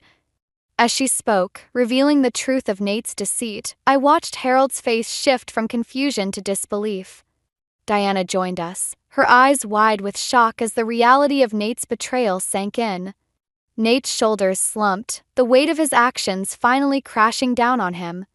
"I never meant for any of this to happen," he said, his voice barely a whisper. Harold's response was cold, his words cutting through the air like a knife. "You've torn our family apart, Nate. How could you?" Confrontation left Nate reeling, his charm stripped away to reveal a man lost in his own lies. As he stood there, exposed and vulnerable, I realized that my desire for revenge had been replaced by a need for closure, for healing. But just as I thought the worst was over, an unexpected twist shattered any illusion of resolution. Diana turned to me, her voice trembling with a new revelation. "Alara, there's something else. Emily was pregnant when she passed." The words hung in the air, a new layer of betrayal that took my breath away. Nate had not only deceived us but had left a child without a father, a family without answers. I looked at Nate, my heart aching with a mix of anger and pity. "What have you done?" I asked, my voice raw with emotion. He couldn't meet my gaze, his silence a confirmation of his guilt. The situation had spiraled beyond anything I could have imagined, leaving me questioning everything I thought I knew about justice and revenge. As we left the hall, I felt Lorraine's hand on my shoulder, her presence a comforting anchor in the chaos. "We'll get through this, Alara," she said softly, her words a promise of solidarity. In that moment, I understood that justice wasn't just about retribution. It was about finding strength in the face of betrayal, about rebuilding from the ashes of trust. And as I walked away from the wreckage of Nate's lies, I knew I had the support I needed to face whatever came next. The aftermath of the funeral confrontation left me feeling hollow, as if the ground beneath me had vanished. The revelation of Emily's pregnancy was a blow I hadn't anticipated, a twist that made Nate's betrayal even more monstrous. How could I have been so blind to the man I thought I knew? Back at home, the silence was deafening. Nate had left, his absence a gaping void in the house we had shared. I wandered from room to room, each space filled with memories that now felt tainted. My mind was a storm of anger, hurt, and confusion, each emotion crashing into the next. I found myself in the kitchen, staring at the table where we'd shared countless meals. The weight of everything pressed down on me, and I sank into a chair, my head in my hands. How had it come to this? How had my life unraveled so completely? The doorbell rang, jolting me from my thoughts. I opened the door to find Tessa, her expression a mix of concern and determination. She stepped inside, pulling me into a hug that I didn't know I needed until that moment. "Alara, I'm here," she said simply, her presence a balm to my frayed nerves. We sat together, and I filled her in on the latest revelations. Her eyes widened with each new detail, disbelief etched on her face. "I can't believe he's done this," she said, shaking her head. "What are you going to do?" "I don't know," I admitted, my voice small. "I feel like I'm drowning." Tessa squeezed my hand, her grip firm and reassuring. "You're not alone, Alara. We'll figure this out together." Her words were a lifeline, but the path ahead felt impossibly daunting. As we talked, I realized that my desire for revenge had given way to a deeper need for justice. Not just for myself, but for Emily and her unborn child. But just as I thought I was beginning to find my footing, another twist sent me spiraling. My phone buzzed with a message from Lorraine, her words a fresh blow to my fragile sense of stability. "Alara, I've just received some legal papers. Nate's trying to access my accounts," the message read. I stared at the screen, disbelief turning to anger. Even now, Nate was still trying to manipulate and deceive, his desperation driving him to new lows. It was a stark reminder of just how far he'd fallen, and how far I still had to go to protect myself and those around me. I called Lorraine, my voice shaking with a mix of anger and determination. "We need to stop him, Lorraine. He can't keep getting away with this." She agreed, her voice steady despite the turmoil. "I'll do whatever it takes to protect us, Alara. We'll get through this." As I hung up, I felt a renewed sense of purpose. I couldn't let Nate continue to wreak havoc on our lives. It was time to take decisive action to ensure that he faced the consequences of his actions. The next few days were a blur of legal consultations and strategy sessions with Lorraine and Tessa. We gathered evidence, prepared statements, and fortified our defenses against Nate's attempts to further manipulate the situation. But as we worked, the weight of everything began to take its toll. I was exhausted, both physically and emotionally, the constant stress leaving me feeling frayed at the edges. Every time I thought I was making progress, another complication would arise, threatening to undo everything. One evening, as I sat alone in my living room, the enormity of it all crashed over me. I felt like I was fighting a battle I couldn't win, the odds stacked against me at every turn. The idea of justice felt like a distant dream, overshadowed by the relentless reality of Nate's deceit. In that moment, I realized I was at my lowest point. Path to reclaiming my life seemed impossibly long, the obstacles insurmountable. But even as despair threatened to overwhelm me, a small voice inside reminded me of the strength I'd found in Lorraine, Tessa, and even myself. I took a deep breath, the air filling my lungs with renewed resolve. I couldn't give up, not now. I had to keep fighting, not just for myself, but for everyone Nate had hurt. It was time to turn the tide, to reclaim my life from the chaos and find a way forward. With that thought, I rose from the couch, determination hardening my resolve. I didn't know what the future held, but I knew one thing for certain. I wouldn't let Nate's lies define me. I was stronger than this, and I would find a way to rise above it all. The day I discovered I was pregnant was a storm of emotions. I stood in the bathroom, staring at the positive test, my mind racing. The revelation was both a blessing and a burden. A new life amidst the chaos Nate had created. Forced me to reevaluate everything, to consider not just my future but that of my unborn child.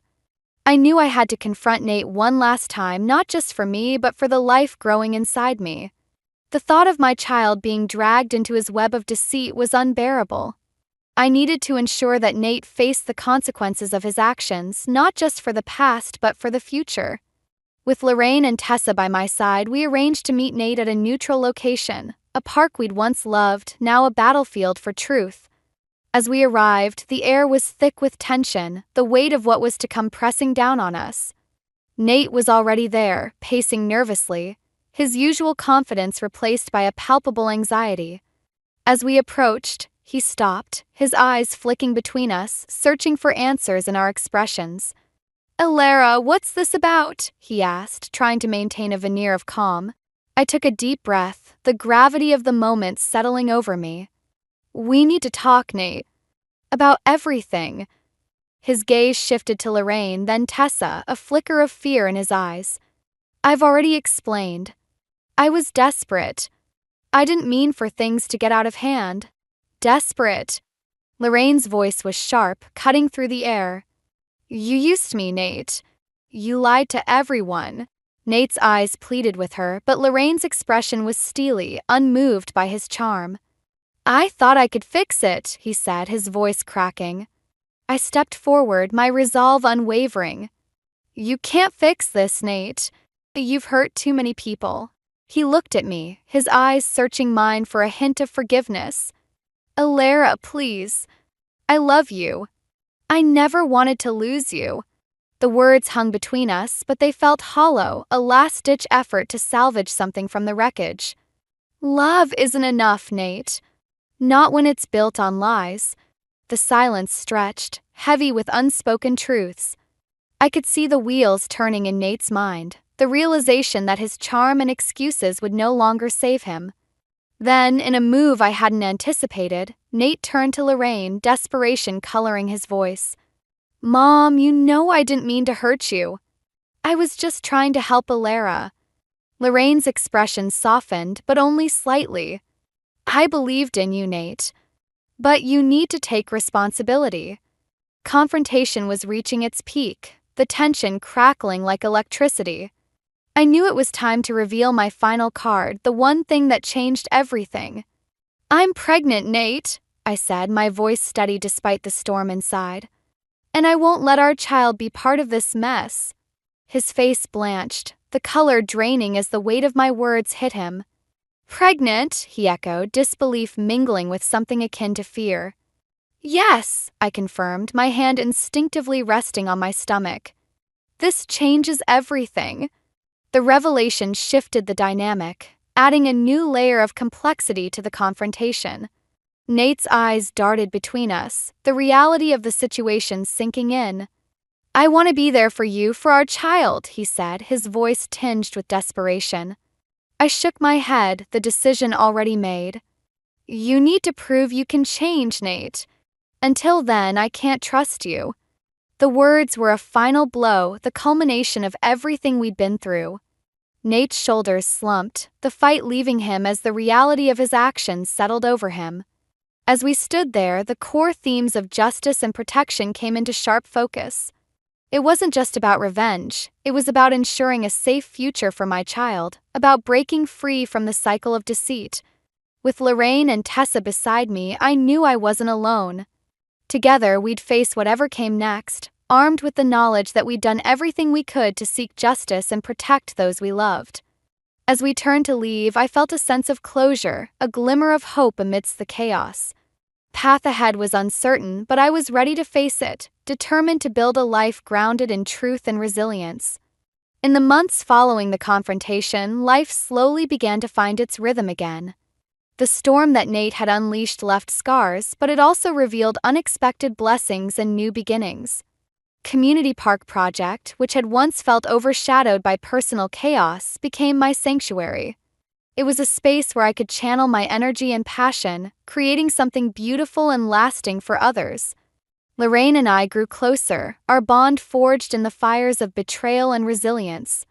She became a constant presence, offering support and wisdom as I navigated the complexities of impending motherhood.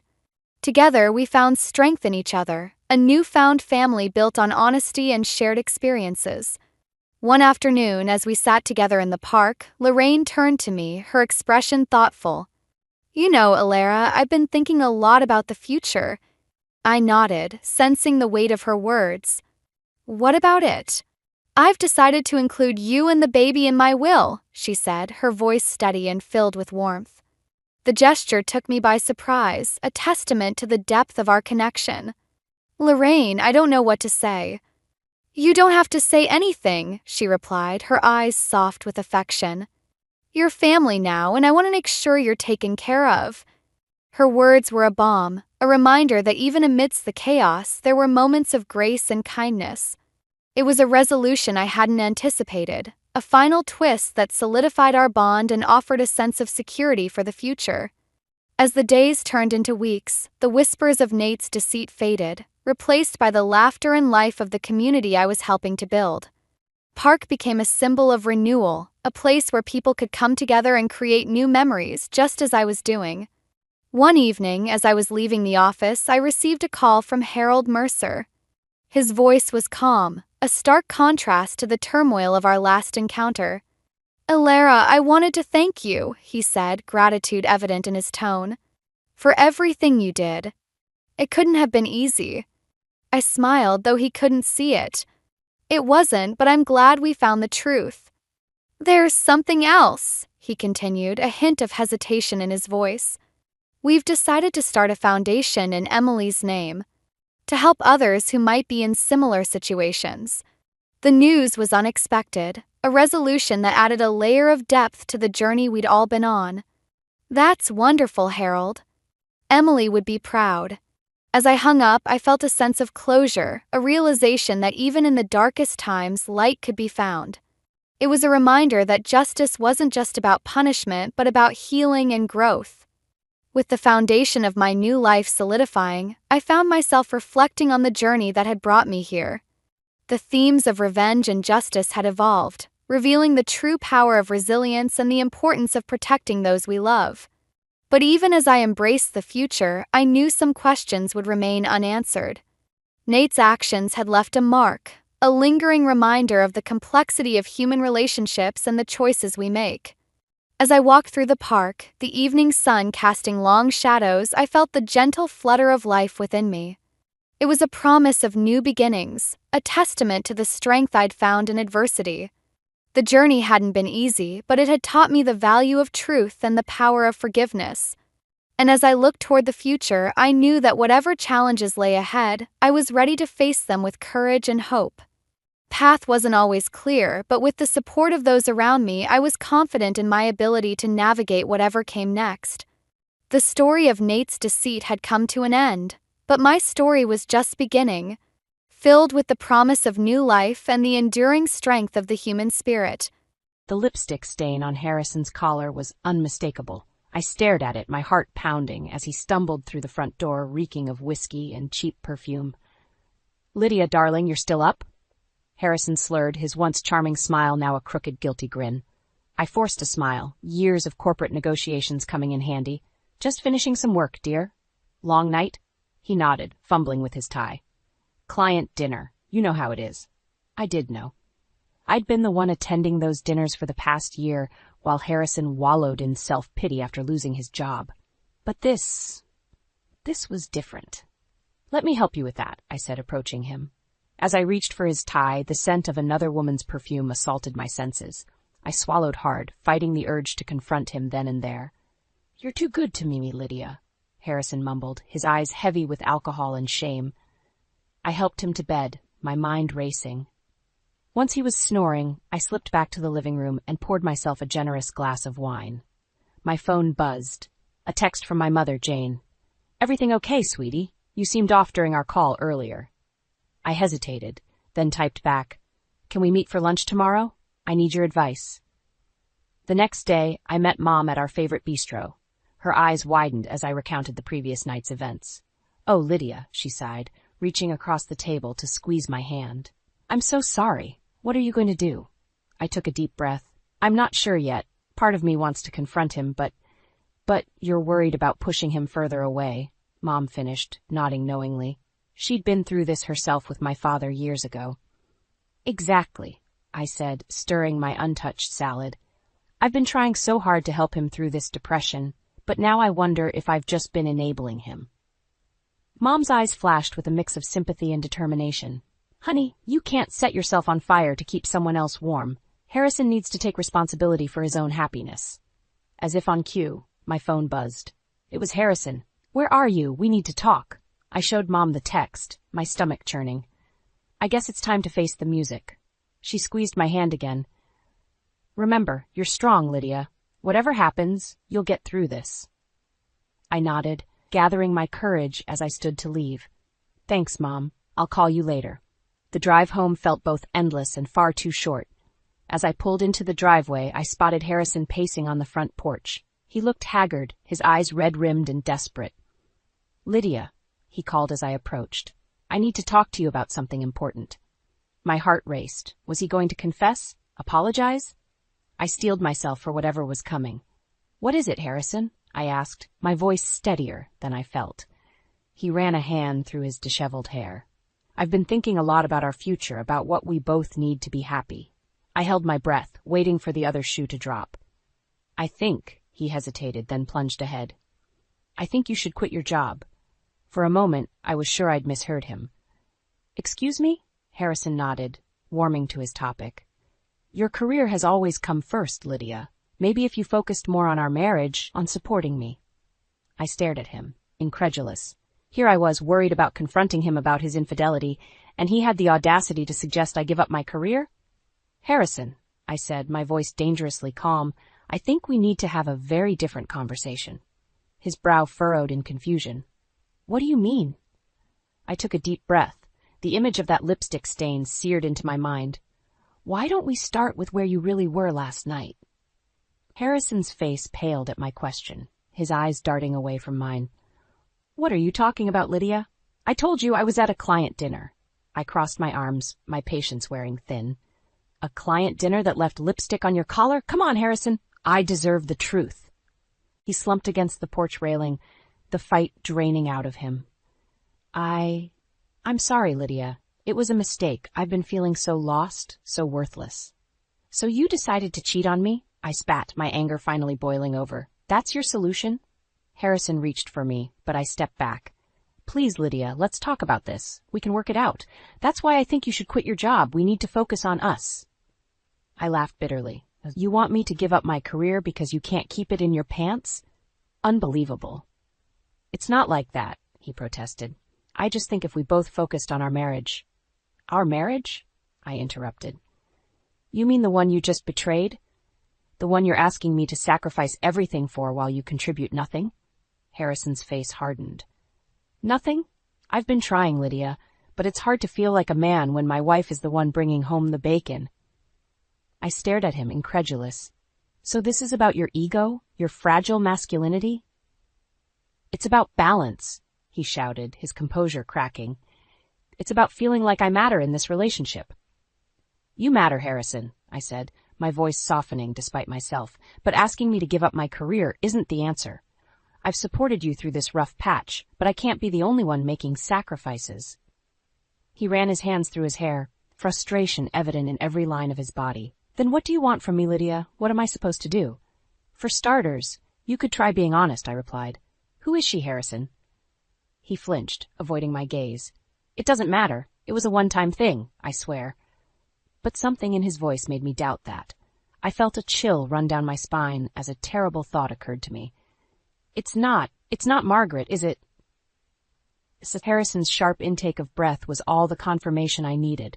Margaret, my college roommate, the woman who'd been my bridesmaid. The betrayal cut deeper than I could have imagined. How long? I whispered, my voice barely audible. Harrison's shoulders sagged. A few months. Lydia, I'm so sorry. It just happened, and then I couldn't stop. Couldn't stop? I echoed, my voice rising. You couldn't stop betraying me with one of my oldest friends? I was weak, he pleaded. I felt like a failure, and Margaret, she made me feel like a man again. I laughed. A harsh, bitter sound. And I suppose that's why you want me to quit my job? So you can feel like a big, strong man again? Harrison's face flushed with anger. You don't understand. You've always had it easy, Lydia. Your career, your success. You don't know what it's like to struggle. Easy? I repeated, my voice dangerously low. You think my life has been easy, Thurif? I've worked my ass off for everything I have, and I've spent the last year trying to support you, to help you find your footing again. This is how you repay me? I'm sorry, Harrison said, his voice breaking. Please, Lydia, give me another chance. We can fix this. I looked at him, really looked at him, and for the first time I saw a stranger. The man I'd married, the one I'd loved and supported, was gone.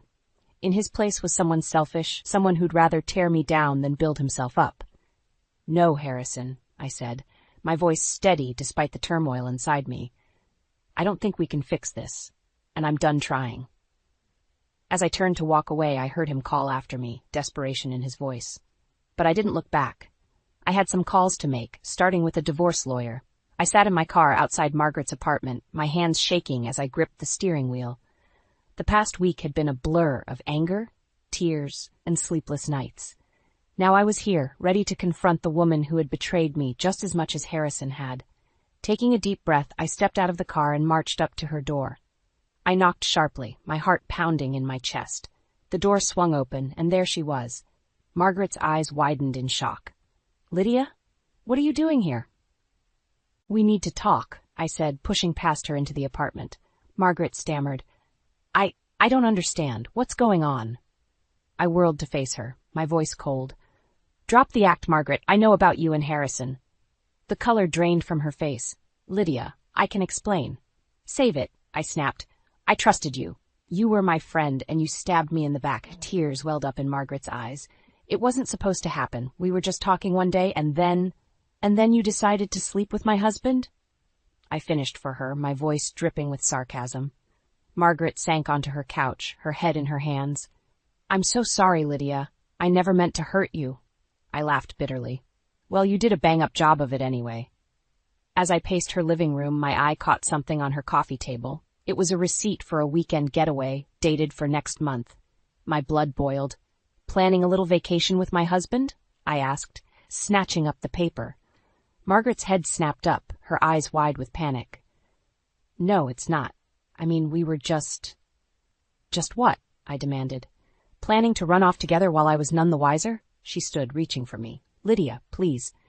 It's not like that. We care about you. We just... Care about me? I interrupted, my voice rising. Is that why you've been sneaking around behind my back? Is that why Harrison asked me to quit my job so he could feel like a man again? Margaret's face paled. He what? I nodded grimly. Oh yes, he thinks if I give up my career, it'll fix everything. I guess he didn't share that little plan with you, did he? She sank back onto the couch, looking shell-shocked. I had no idea. Lydia, I swear I never wanted to come between you two. But you did, I said, my anger giving way to a deep, aching sadness. You both did. As I turned to leave, Margaret called out, Wait, what are you going to do? I paused at the door, not looking back. I'm going to do what I should have done a long time ago. I'm going to take care of myself. Back in my car, I pulled out my phone and dialed a number I'd been avoiding. Dad, it's Lydia. I need your help.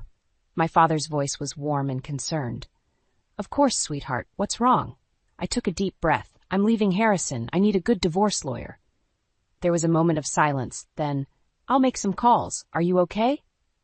No, I admitted, feeling tears prick at my eyes. But I will be. As I drove home, my mind raced with plans. I'd need evidence of Harrison's infidelity, financial records, anything that could help my case.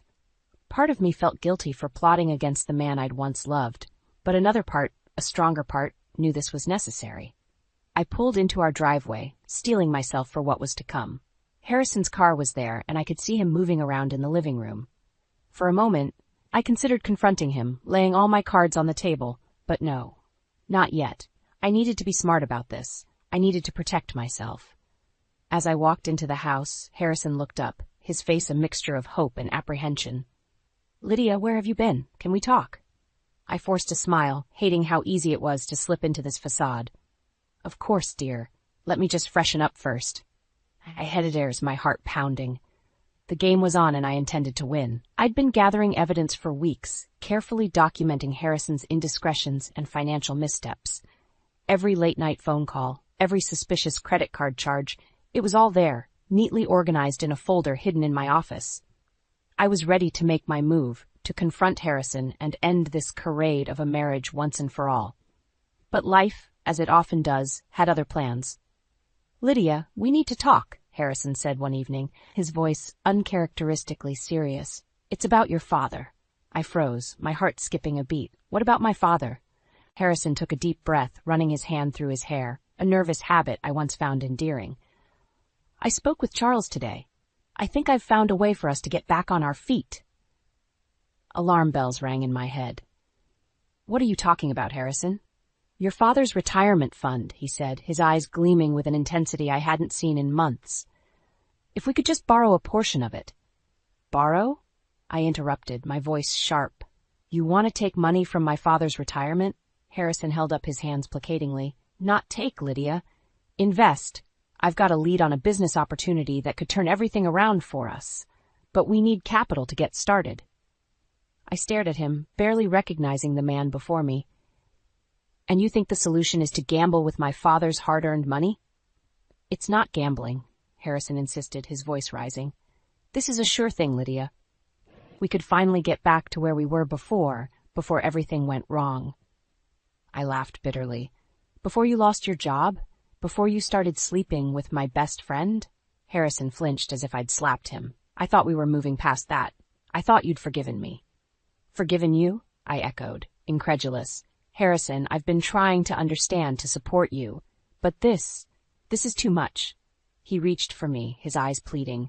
Lydia, please, this could be our chance to start over, to be happy again. I stepped back, shaking my head. Happy?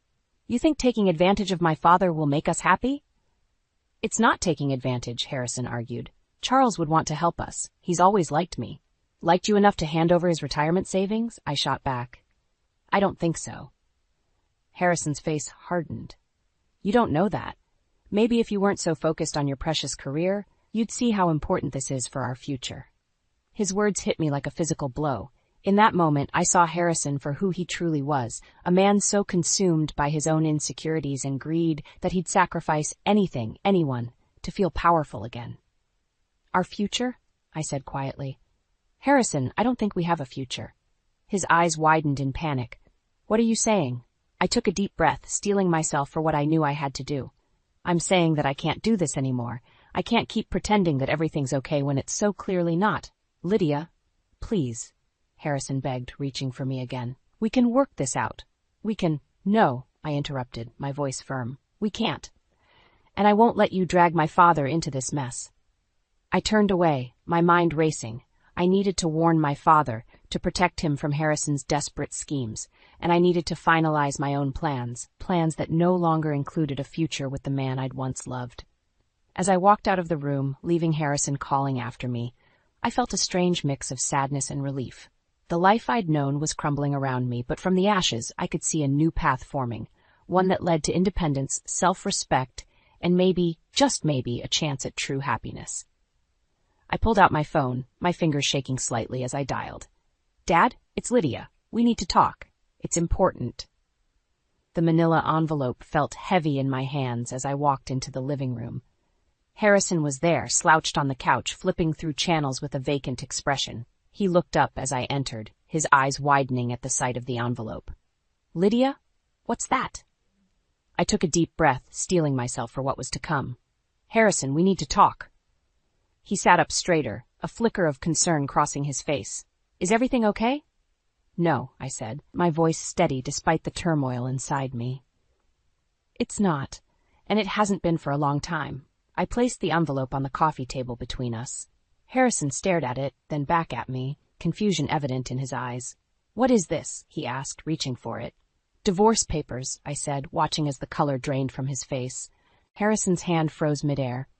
What? Lydia, you can't be serious. I've never been more serious in my life, I replied, sitting down across from him. I've given this a lot of thought, Harrison. Our marriage is over. He shook his head vehemently. No, we can work this out. I know I've made mistakes, but— Mistakes, I interrupted, feeling my carefully controlled emotions start to slip. You call cheating on me with my best friend a mistake? Trying to con my father out of his retirement savings a mistake? Harrison flinched at my words. I was desperate, Lydia. I didn't know what else to do. You could have been honest with me, I said, my voice cracking slightly. You could have worked on yourself instead of trying to tear me down. He leaned forward, his eyes pleading. I can change, Lydia. Give me another chance, please. For a moment, I felt my resolve waver, but then I remembered the lipstick on his collar, the secret phone calls, the way he'd tried to manipulate my father. My heart hardened. It's too late for that, Harrison, I said, pushing the envelope towards him. I want you to look these over and sign them. His face contorted with anger. Just like that? You're throwing away our marriage without even trying to fix it? I laughed bitterly. I've been trying to fix it for months, Harrison, but I can't do it alone, and I won't sacrifice myself for someone who doesn't respect me. Harrison's eyes narrowed. Is that what this is about? Your career? Your independence? It's about self-respect, I shot back. It's about not letting you or anyone else make me feel small. He stood up abruptly, pacing the room. You'll regret this, Lydia. You're making a huge mistake. The only mistake I made was not doing this sooner, I replied, standing my ground. Harrison whirled to face me, his expression dark. Fine, you want a divorce? You'll get one but don't think I'll make it easy for you. I felt a chill run down my spine at his words, but I refused to show fear.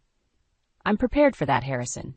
In fact, I reached into my pocket and pulled out a small recorder, pressing play. Harrison's voice filled the room, detailing his affair with Margaret and his plans to use my father's money. His face paled as he listened. You recorded me? I nodded, my heart pounding but my voice steady. I did, and I have a lot more evidence. So if you're thinking of fighting dirty, remember that I'm ready for it. Harrison slumped back onto the couch, defeat written across his features. What do you want from me, Lydia? I want you to sign the papers, I said, pushing them towards him again. And I want alimony, not just from you but from Margaret, too. His head snapped up. Margaret, you can't be serious. Oh, I am, I replied, a grim smile on my face. She helped destroy our marriage. It's only fair she helps pay for the consequences. Harrison stared at me for a long moment, then slowly reached for the papers. As he began to read through them, I felt a weight lift from my shoulders. This wasn't the end I had hoped for when we got married, but it was the beginning of something new. A life where I put myself first. And as I watched Harrison sign away our future together, I knew that whatever challenges lay ahead, I was ready to face them head on. The courtroom felt suffocating as I sat, waiting for the judge to return with her decision. Months of legal battles, sleepless nights, and emotional turmoil had led to this moment. I glanced over at Harrison, his once familiar face now a mask of bitterness and resentment. He caught my eye and sneered, mouthing something I couldn't quite make out. My lawyer, Sarah, squeezed my arm reassuringly. "We've got this, Lydia. The evidence is overwhelming." I nodded, trying to believe her words. But doubt gnawed at me. Harrison had fought dirty, throwing every accusation he could think of at me. He'd even tried to paint me as an unfit wife, claiming my career obsession had driven him to infidelity. The nerve of that man never ceased to amaze me. The bailiff's voice cut through my thoughts. "All rise." As the judge took her seat, I felt my heart pounding in my chest. This was it, the moment that would define my future. In the matter of Lydia Thompson versus Harrison Thompson, the judge began, her voice steady and impartial. "I have reviewed all the evidence presented by both parties." I held my breath, feeling the weight of her next words. "It is the decision of this court to grant the divorce petition filed by Mrs. Thompson." A wave of relief washed over me, but I knew it wasn't over yet. "Furthermore," the judge continued, "given the evidence of Mr. Hittilan Thompson's infidelity and financial misconduct, the court awards Mrs. Thompson alimony in the amount of—" As she named the figure, I heard Harrison's sharp intake of breath. It was more than we'd expected, more than he could easily afford. But the judge wasn't finished. Additionally, the court finds merit in Mrs. Thompson's claim against Margaret Winters for alienation of affection. Miss Winters is hereby ordered to pay damages in the amount of— This time, it was my turn to gasp. The amount was substantial, a clear message that actions have consequences. As the judge concluded the proceedings, I turned to Sarah, my eyes wide with disbelief. "Did that just happen?" she grinned, squeezing my hand. "It did. Congratulations, Lydia. It's over." But as we stood to leave, Harrison's voice cut through the courtroom chatter. "This isn't over, Lydia. You'll regret this, I swear." I turned to face him, surprised by the calmness in my voice. "No, Harrison, you're the one who'll regret your choices. I'm just moving on with my life." As we exited the courthouse, a flurry of reporters descended upon us. Questions flew from all directions, microphones thrust in my face. "Mrs. Thompson, how do you feel about the verdict? Do you have any comment on the alimony award? What would you say to other women in similar situations?" I hesitated, overwhelmed by the attention. But then I remembered all the nights I'd cried myself to sleep, all the times I doubted my worth because of Harrison's actions. I straightened my shoulders and faced the cameras. "I feel vindicated," I said, my voice growing stronger with each word. "This verdict isn't just about money. It's about justice. It's about standing up for yourself when someone tries to tear you down." The reporters hung on every word, scribbling furiously in their notepads. "To any woman out there facing betrayal or manipulation," I continued, "I want you to know that you're stronger than you think. Don't let anyone dim your light or make you feel small. You deserve better." As the words left my mouth, I realized I wasn't just speaking to the cameras. I was speaking to myself, to the woman I'd been at the start of this ordeal. Later that evening, as I sat in my quiet apartment, the reality of the day's events began to sink in. I was divorced. I was free. But as I looked around at the remnants of my married life, I felt a strange emptiness. My phone buzzed with a text from my mother. "Proud of you, sweetheart. This is just the beginning." I smiled, feeling a glimmer of hope. Yes, it was the beginning. But of what, I wasn't quite sure. As I drifted off to sleep, one thought echoed in my mind. Whatever comes next, I'm ready for it. The shrill ring of my phone jolted me awake. Bleary-eyed, I fumbled for it, my heart racing when I saw Sarah's name on the screen. "Lydia, we have a problem." My lawyer's voice was tense. Harrison's filed a motion to reopen the case. I sat bolt upright, sleep forgotten. "What? On what grounds?" "He's claiming you deceived the court about your father's true wealth. Says you have access to funds you didn't disclose." My mind reeled. How could Harrison possibly know about— No, it couldn't be. "Lydia, are you there?" I swallowed hard. "Yes, I'm here. Sarah, this is bad. Really bad. Talk to me, Lydia. What's going on?" I took a deep breath, weighing my options. The truth could jeopardize everything, but lying to my lawyer would be even worse. My father, he has an offshore account. It's not exactly legal. Harrison must have found out somehow. Sarah's sharp intake of breath told me everything I needed to know. Lydia, why didn't you tell me about this before? I didn't think it mattered. It's not my money, and I've never touched it. It matters now, Sarah said grimly. We need to meet. My office, 1 hour. The next few days were a whirlwind of legal meetings and sleepless nights.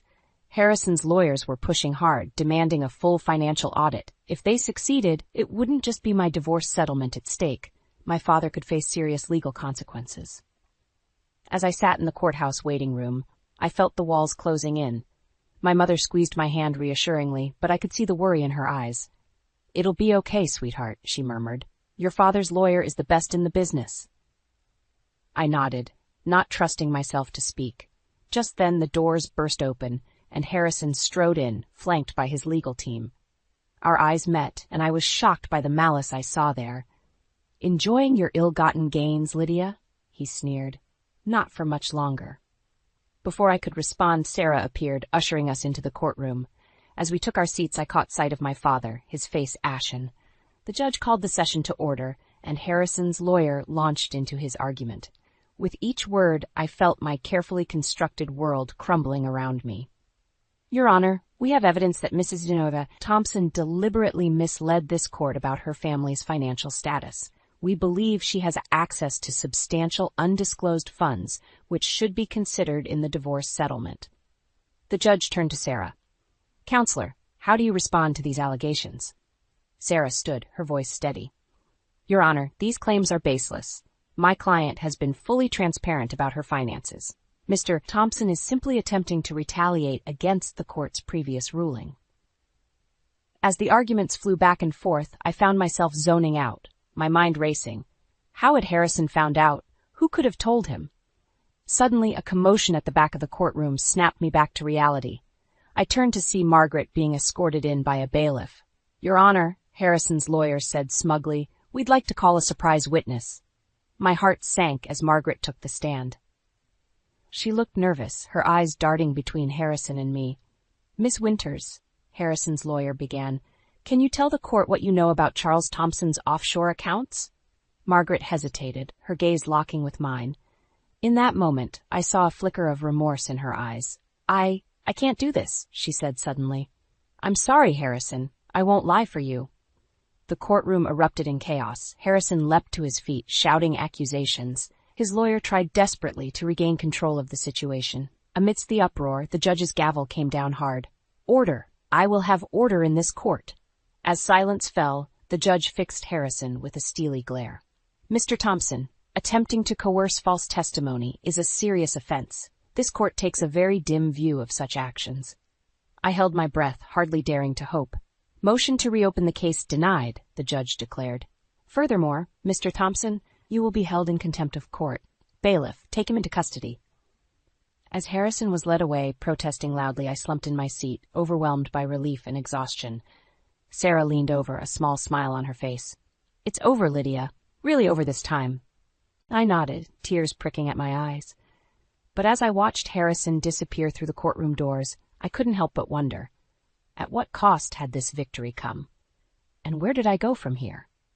6 months after the courtroom drama, I found myself in a chic new restaurant, celebrating my recent promotion.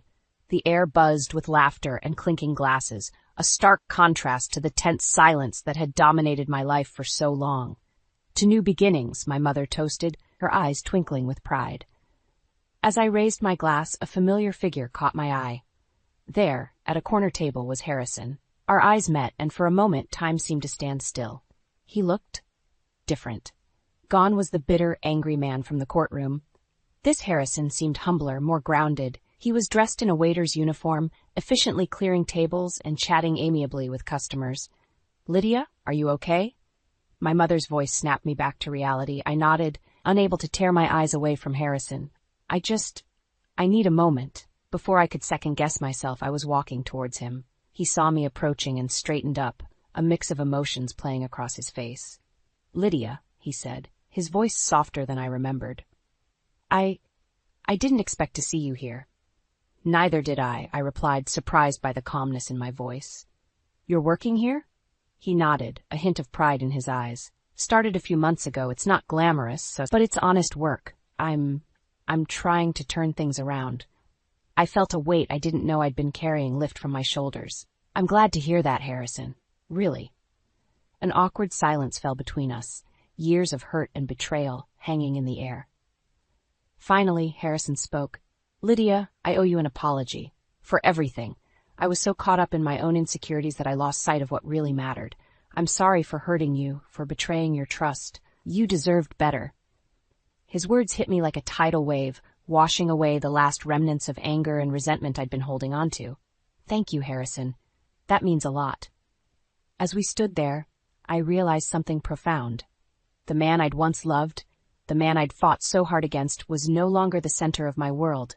He was just a person, flawed and human, trying to find his way just like the rest of us. I should get back to my table, I said, gesturing towards my mother. Take care of yourself, Harrison. He nodded, a small smile on his face. You too, Lydia. And congratulations on the promotion. I saw it in the paper. You always were destined for great things. As I walked back to my table, I felt lighter than I had in years. My mother looked at me quizzically. Everything okay? I smiled, truly smiled, for what felt like the first time in forever. Yeah, Mom, everything's perfect. That night, as I stood on my balcony looking out over the city, I reflected on the journey that had brought me here. The betrayal, the pain, the fight for justice, it had all shaped me, made me stronger. I thought about Harrison, working to rebuild his life, about Margaret, who'd found the courage to tell the truth in the end, about my parents who'd stood by me through it all. And I thought about myself. The Lydia who'd started this journey would never have believed she could survive such betrayal, let alone thrive in its aftermath. But here I was, stronger and more self-assured than ever. As I gazed at the twinkling city lights, I made a decision. I didn't need a man to complete me. I didn't need to rush into another relationship to prove my worth. What I needed was to continue growing, learning, and loving myself. The future stretched out before me, full of possibilities. There would be challenges, of course, but I was ready for them. I'd weathered the storm of betrayal and come out stronger on the other side. With a contented sigh, I raised my glass to the night sky. To new beginnings, I whispered, echoing my mother's earlier toast, and to the journey ahead. As I turned to go back inside, I felt a sense of peace wash over me.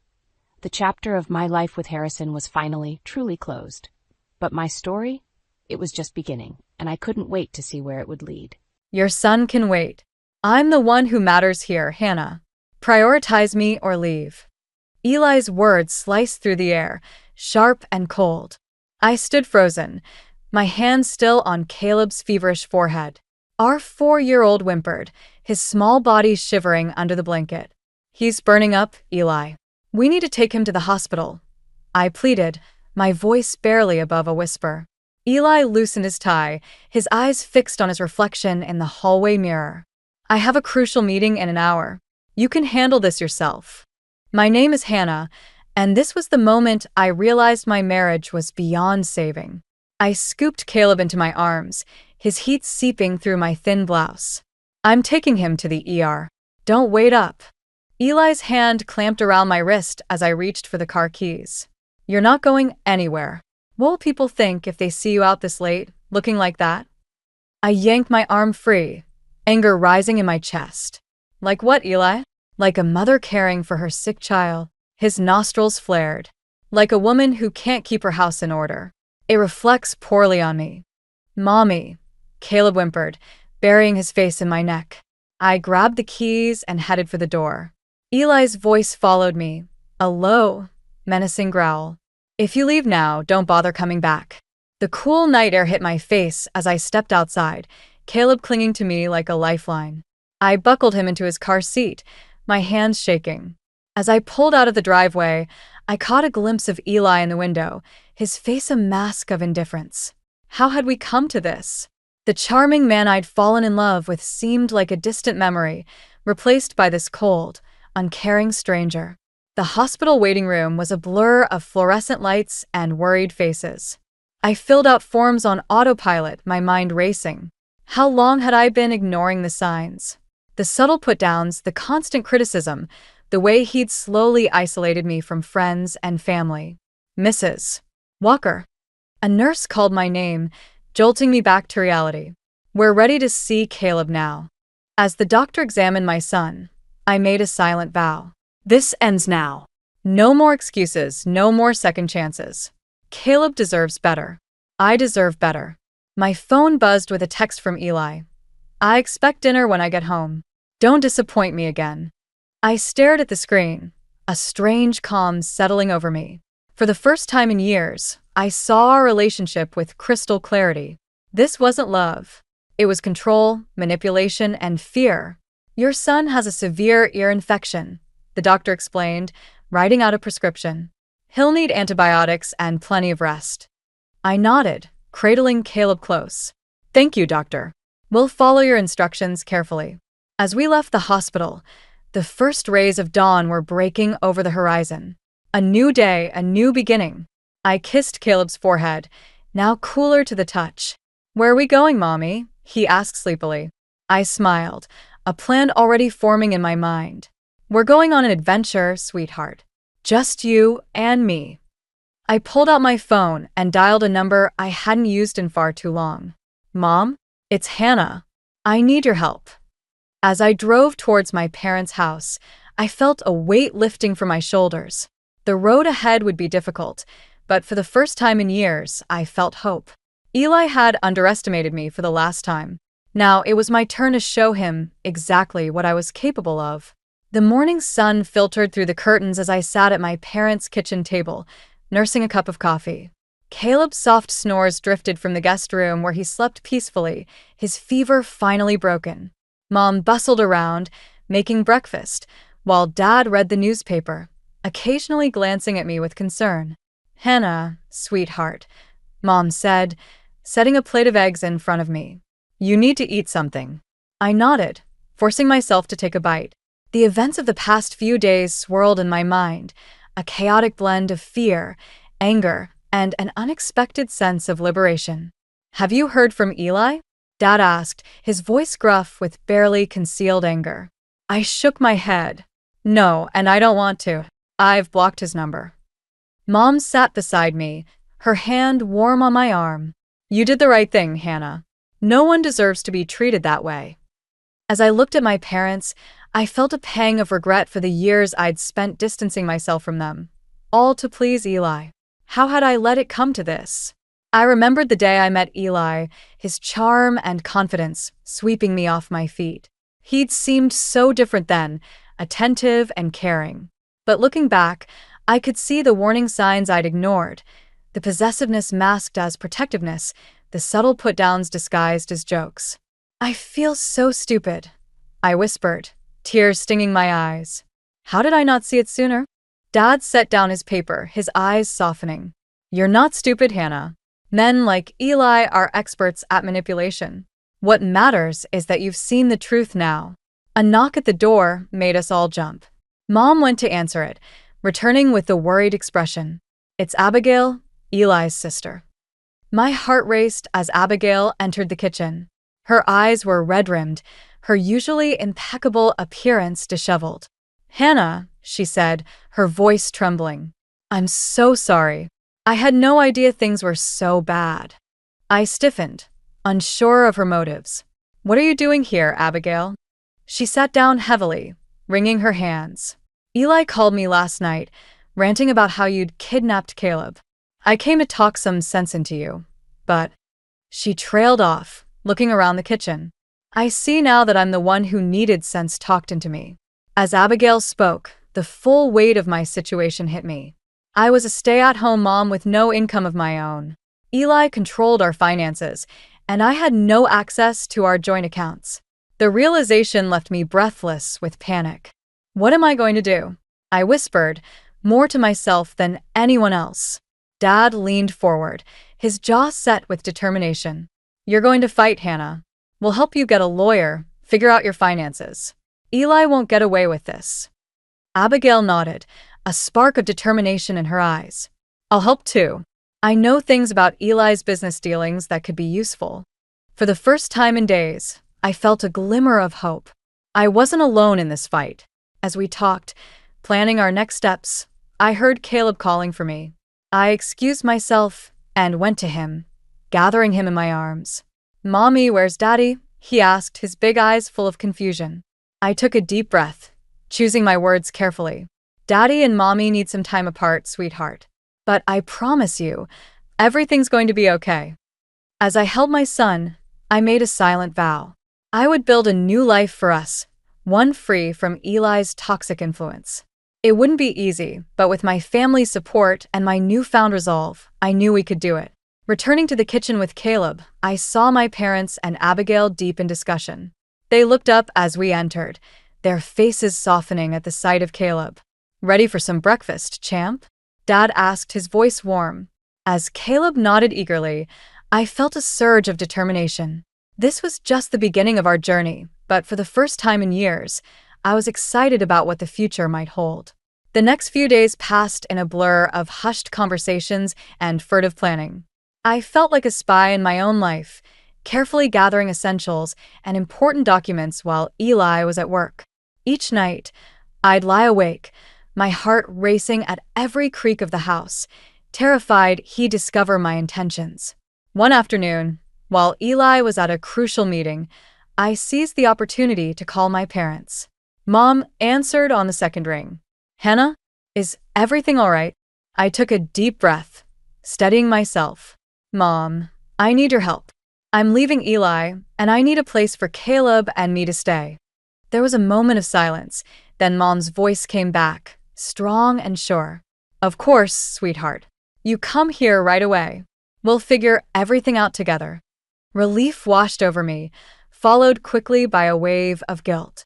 "I'm so sorry I've kept you at arm's length all these years." "Eli, sure," Mom soothed. "None of that matters now. We're here for you, always have been." As I hung up, I heard the front door open. Panic seized me as Eli's footsteps echoed through the house. "Hannah," he called, his voice sharp. "Where are you?" I quickly composed myself and stepped into the hallway. "In here. You're home early." Eli's eyes narrowed. "The meeting was canceled. Who were you talking to?" "Just making a grocery list." I lied smoothly, surprised at how easily the deception came. "Caleb needs more of that cereal he likes." Eli grunted, seemingly satisfied. "Make sure you pick up my dry cleaning while you're out. And don't forget, we have dinner with the Johnsons tomorrow night. Wear that blue dress I bought you." I nodded meekly, all the while my mind racing with plans. Tomorrow night would be perfect. While Eli was schmoozing with his colleagues, I could make our escape. The next evening, I dressed carefully in the blue dress Eli favored, my overnight bag already packed and hidden in the trunk of my car.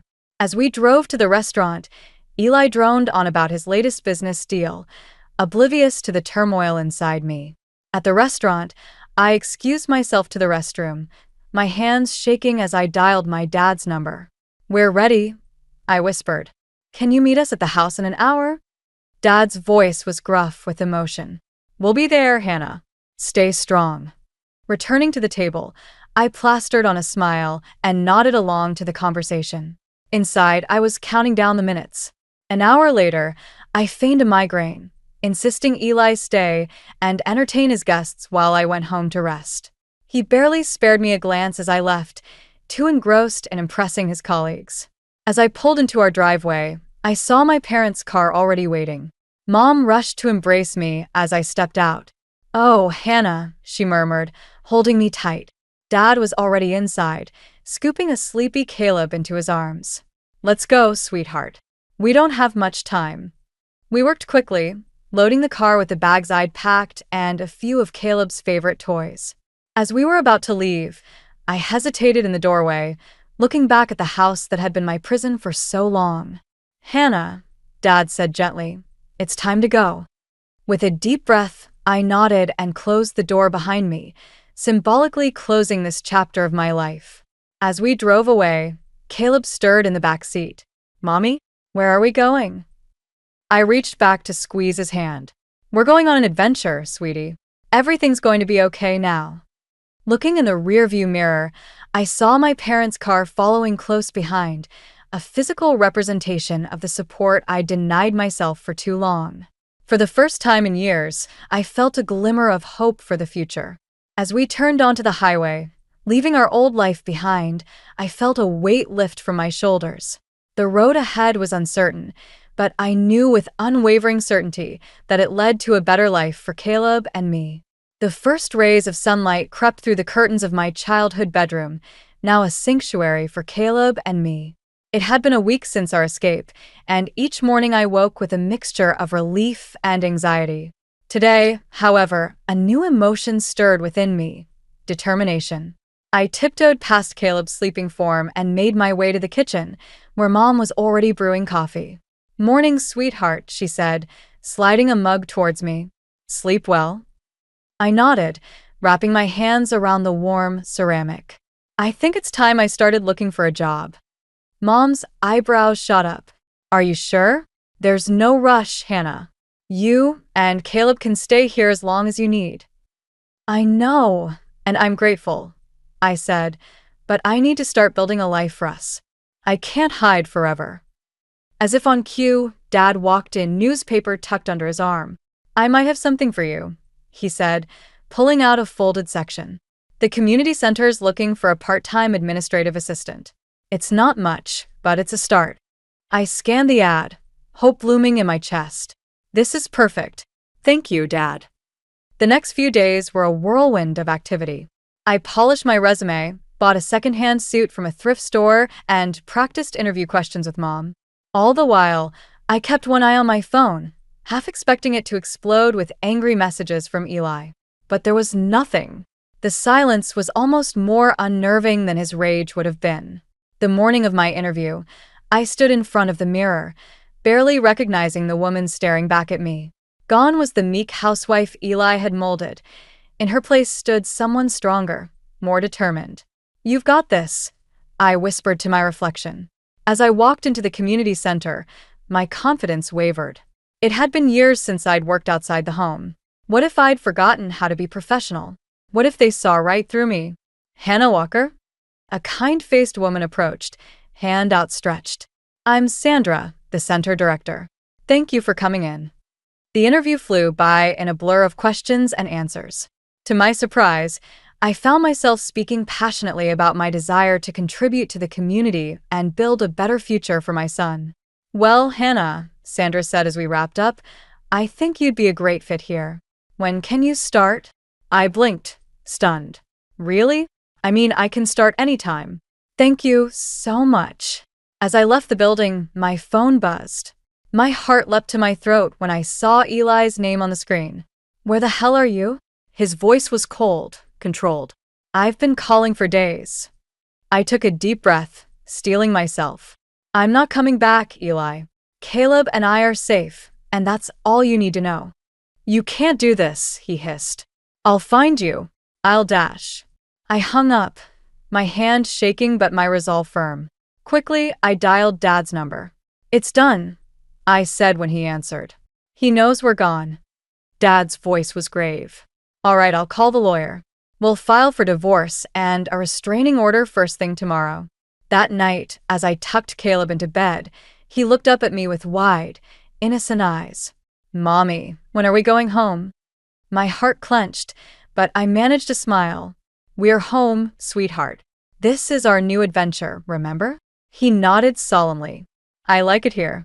Grandma makes good cookies." I laughed, feeling a weight lift from my shoulders. "She sure does. And you know what? Mommy got a new job today. Things are going to get even better, I promise." As I closed Caleb's door, I heard Mom and Dad talking in hushed tones downstairs. The road ahead would be challenging, but for the first time in years, I felt truly alive. Eli had underestimated me, thinking I'd crumble without him. But he'd forgotten one crucial thing: a mother's love is the most powerful force in the world. And I was just getting started. The doorbell's chime cut through the peaceful Saturday morning, startling me from my coffee-induced reverie. I exchanged a worried glance with Mom before approaching the door cautiously. My heart nearly stopped when I saw who was standing on the porch. Abigail, Eli's sister, stood there, her usually immaculate appearance slightly disheveled. Her eyes were red-rimmed, and she clutched her purse like a lifeline. Hannah, she said, her voice barely above a whisper. Can we talk? I hesitated, torn between slamming the door and hearing her out. Curiosity won. 5 minutes, I said, stepping aside to let her in. We sat in the living room, an uncomfortable silence stretching between us. Abigail fidgeted with her wedding ring, avoiding my gaze. Eli sent you, didn't he? I finally asked, breaking the tension. Abigail's head snapped up. Yes. No. It's complicated. She took a deep breath. I came to talk some sense into you, to convince you to go back. But now that I'm here, I'm not so sure anymore. I leaned forward, intrigued. What do you mean? Eli's not doing well, Hannah, Abigail confessed. He's drinking more, lashing out at work. I've never seen him like this. A part of me felt a twisted satisfaction at Eli's struggles, but I quickly pushed that feeling aside. I'm sorry to hear that, but it's not my problem anymore. Abigail nodded, her eyes filling with tears. I know. And I'm starting to understand why you left. The things he said, the way he's been acting, it's like I don't even know my own brother anymore. As Abigail spoke, I felt a shift in the air between us. The animosity I'd expected melted away, replaced by a tentative understanding. He's always been arrogant, Abigail continued, but lately, it's like he's spiraling. His boss called me yesterday, warning that if Eli doesn't shape up, he might lose his job. I absorbed this information, my mind racing. Eli losing his job could complicate things, especially when it came to child support for Caleb. Why are you telling me all this? I asked, genuinely curious. Abigail met my gaze, her expression a mix of guilt and determination. Because I was wrong about you, Hannah. I've always seen you as the problem in Eli's life, but now I realize it's the other way around. And I want to help. I sat back, stunned. Help? How? I know things about Eli's business dealings, Abigail said, lowering her voice. Things that could be useful if he tries to fight you for custody or refuses to pay support. My heart raced at the implications of her words. Are you sure about this? He's your brother. Abigail nodded firmly. I'm sure. It's time someone stood up to him, and I think you're the one to do it. As we talked, Abigail shared details about Eli's work life, his financial situation, and the growing discontent among his colleagues. Each revelation felt like a piece of armor, strengthening my resolve. When Abigail finally left, promising to keep in touch, I felt a strange mix of emotions. Relief at having an unexpected ally, guilt for the satisfaction I felt at Eli's struggles, and a renewed determination to build a better life for Caleb and myself. Mom appeared in the doorway, concern etched on her face. Everything okay, sweetheart? I nodded, a small smile tugging at my lips. Yeah, I think it is. Things are changing, Mom. And for once, it feels like they're changing in our favor. That night, as I tucked Caleb into bed, he asked about his father for the first time since we'd left. When will Daddy come see me? My heart clenched, but I kept my voice steady. I'm not sure, sweetie. But you know what? You and I are going to have so many adventures together. You won't even notice. As I closed Caleb's door, I felt a surge of determination. Eli had underestimated me, thinking I'd crumble without him. But with my family's support and now Abigail's unexpected alliance, I was stronger than ever. Tomorrow, I call my lawyer. It was time to take control of our future, once and for all. Eli's reign of emotional tyranny was over, and a new chapter was beginning. One where I held the pen. The sharp knock on the door sent a jolt through me. I knew who it was before I even reached for the handle. Taking a deep breath, I steeled myself and opened the door. Eli stood there, his once immaculate appearance now disheveled. His eyes, bloodshot and wild, bore into mine with a mixture of anger and desperation. Where's my son? He demanded, pushing past me into the house. I closed the door, my heart racing but my voice steady. Caleb's at school, Eli. What are you doing here? He whirled around, his face contorted with rage. What am I doing here? You took my son and disappeared. I'm here to take you both home. This is our home now, I said, surprised by the calmness in my voice. Caleb and I aren't going anywhere with you. Eli's laugh was bitter, bordering on hysterical. You can't do this, Hannah. You're nothing without me. How do you expect to survive? I felt a surge of anger, but also pity. This man, once so powerful in my eyes, now seemed small and pathetic. I'm doing just fine, Eli. I have a job, a support system, and most importantly, I have my self-respect back. His eyes narrowed. A job? Don't make me laugh. What could you possibly do? I straightened my shoulders, meeting his gaze. I'm an administrative assistant at the community center. It's not glamorous, but it's honest work, and I'm good at it. Eli scoffed, but I saw a flicker of uncertainty in his eyes. You'll come crawling back when the money runs out. You always do. Not this time, I said, my voice gaining strength. I've learned a lot about you, Eli. About your work, your finances. Abigail's been quite informative. The color drained from his face. Abigail? What are you talking about? I took a step closer, emboldened by his reaction. I know about the creative accounting, Eli. The offshore accounts. How long before your bosses figure it out? Eli's composure cracked. He lunged forward, grabbing my arm. You don't know what you're talking about. Let go of me, I said, my voice low and dangerous. Or I'll call the police and tell them everything. He released me as if burned, stumbling backward. You wouldn't dare. Try me, I challenged. I'm not the same woman you married, Eli. I won't be bullied or manipulated anymore. For a moment, we stood in silence, the air thick with tension. Then, something in Eli seemed to deflate. He sank onto the couch, head in his hands. What happened to us, Hannah? He asked, his voice barely above a whisper. I felt a twinge of sympathy, but I pushed it aside. You happened, Eli. Your arrogance, your selfishness. You forgot that a marriage, a family, is about more than just you. He looked up, his eyes red-rimmed. I can change. We can start over. I shook my head. It's too late for that. I've moved on, and so has Caleb. We're happy here. You can't keep my son from me, Eli said, a hint of his old anger returning. I'm not, I replied. You can see Caleb, but it'll be on our terms. Supervised visits, until you prove you can be the father he deserves. Eli stood, his shoulders slumped in defeat. This isn't over, Hannah. As he reached for the door, I called out. You're right, Eli. It's not over. It's just beginning for me and Caleb. The door closed behind him, and I let out a shaky breath. I'd done it. I'd stood up to Eli, asserted my independence, and come out stronger. I walked to the window, watching Eli's car disappear down the street. A weight I hadn't even realized I'd been carrying lifted from my shoulders. For the first time in years, I felt truly free.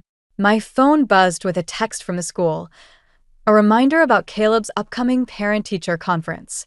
I smiled, realizing I had a life to get back to, a good life that I'd built for myself and my son. As I turned away from the window, I caught my reflection in the mirror. The woman staring back at me was stronger, more confident, and ready to face whatever challenges lay ahead. Eli's visit hadn't broken me, it had only reinforced my resolve. The future was ours to shape, and I couldn't wait to see what it held. The shrill ring of my phone cut through the peaceful morning. Abigail's name flashed on the screen, her voice urgent when I answered. Hannah, you need to turn on the news. Now. I fumbled for the remote, my heart racing as I flipped to the local channel. The headline made my breath catch. Corporate scandal rocks Eli Walker's company. The reporter's voice filled the room. In a shocking turn of events, Eli Walker, former rising star at Pinnacle Enterprises, has been fired amidst allegations of financial misconduct and embezzlement. I sank onto the couch, my mind reeling. Despite everything, a part of me ached for the man I once loved. Hannah, are you there? Abigail's voice crackled through the phone. Yes, I managed. I can't believe it. It's bad, Hannah. Really bad. The SEC is involved. Eli's facing possible criminal charges. As the reality sank in, a strange mix of emotions washed over me. Vindication, pity, and an overwhelming sense of relief. The man who had once loomed so large in my life was crumbling, his carefully constructed facade finally giving way. What happens now? I asked, more to myself than Abigail. I don't know, she replied softly, but I thought you should hear it from me first. After hanging up, I sat in stunned silence, the TV still blaring in the background. The doorbell jolted me back to reality. I opened it to find my father, his face a mask of concern.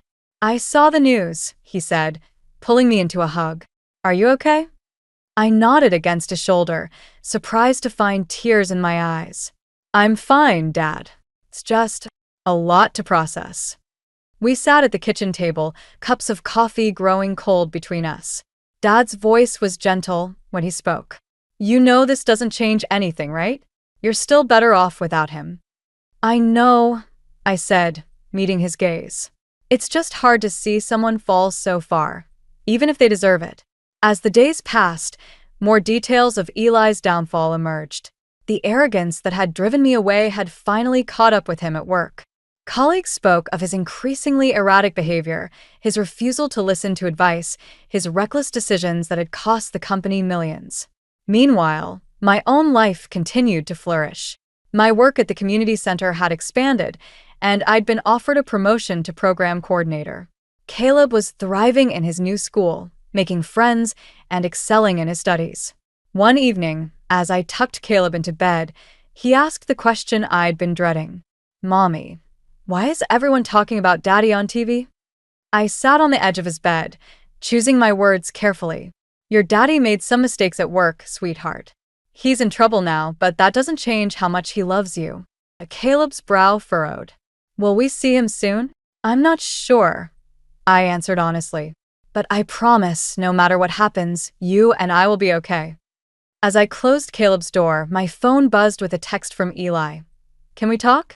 Please. I stared at the screen, my finger hovering over the reply button. Part of me wanted to ignore it, to let him face the consequences of his actions alone. But another part, the part that remembered the man I'd once loved, couldn't turn away completely. I typed a brief response. Tomorrow. Coffee shop on Main. 2 p.m.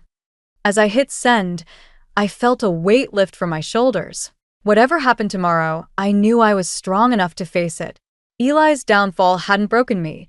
It had only reinforced the strength I'd found within myself. I walked to the window, looking out at the quiet street. The future stretched before me, uncertain but full of possibility. For the first time in years, I felt truly free to shape my own destiny.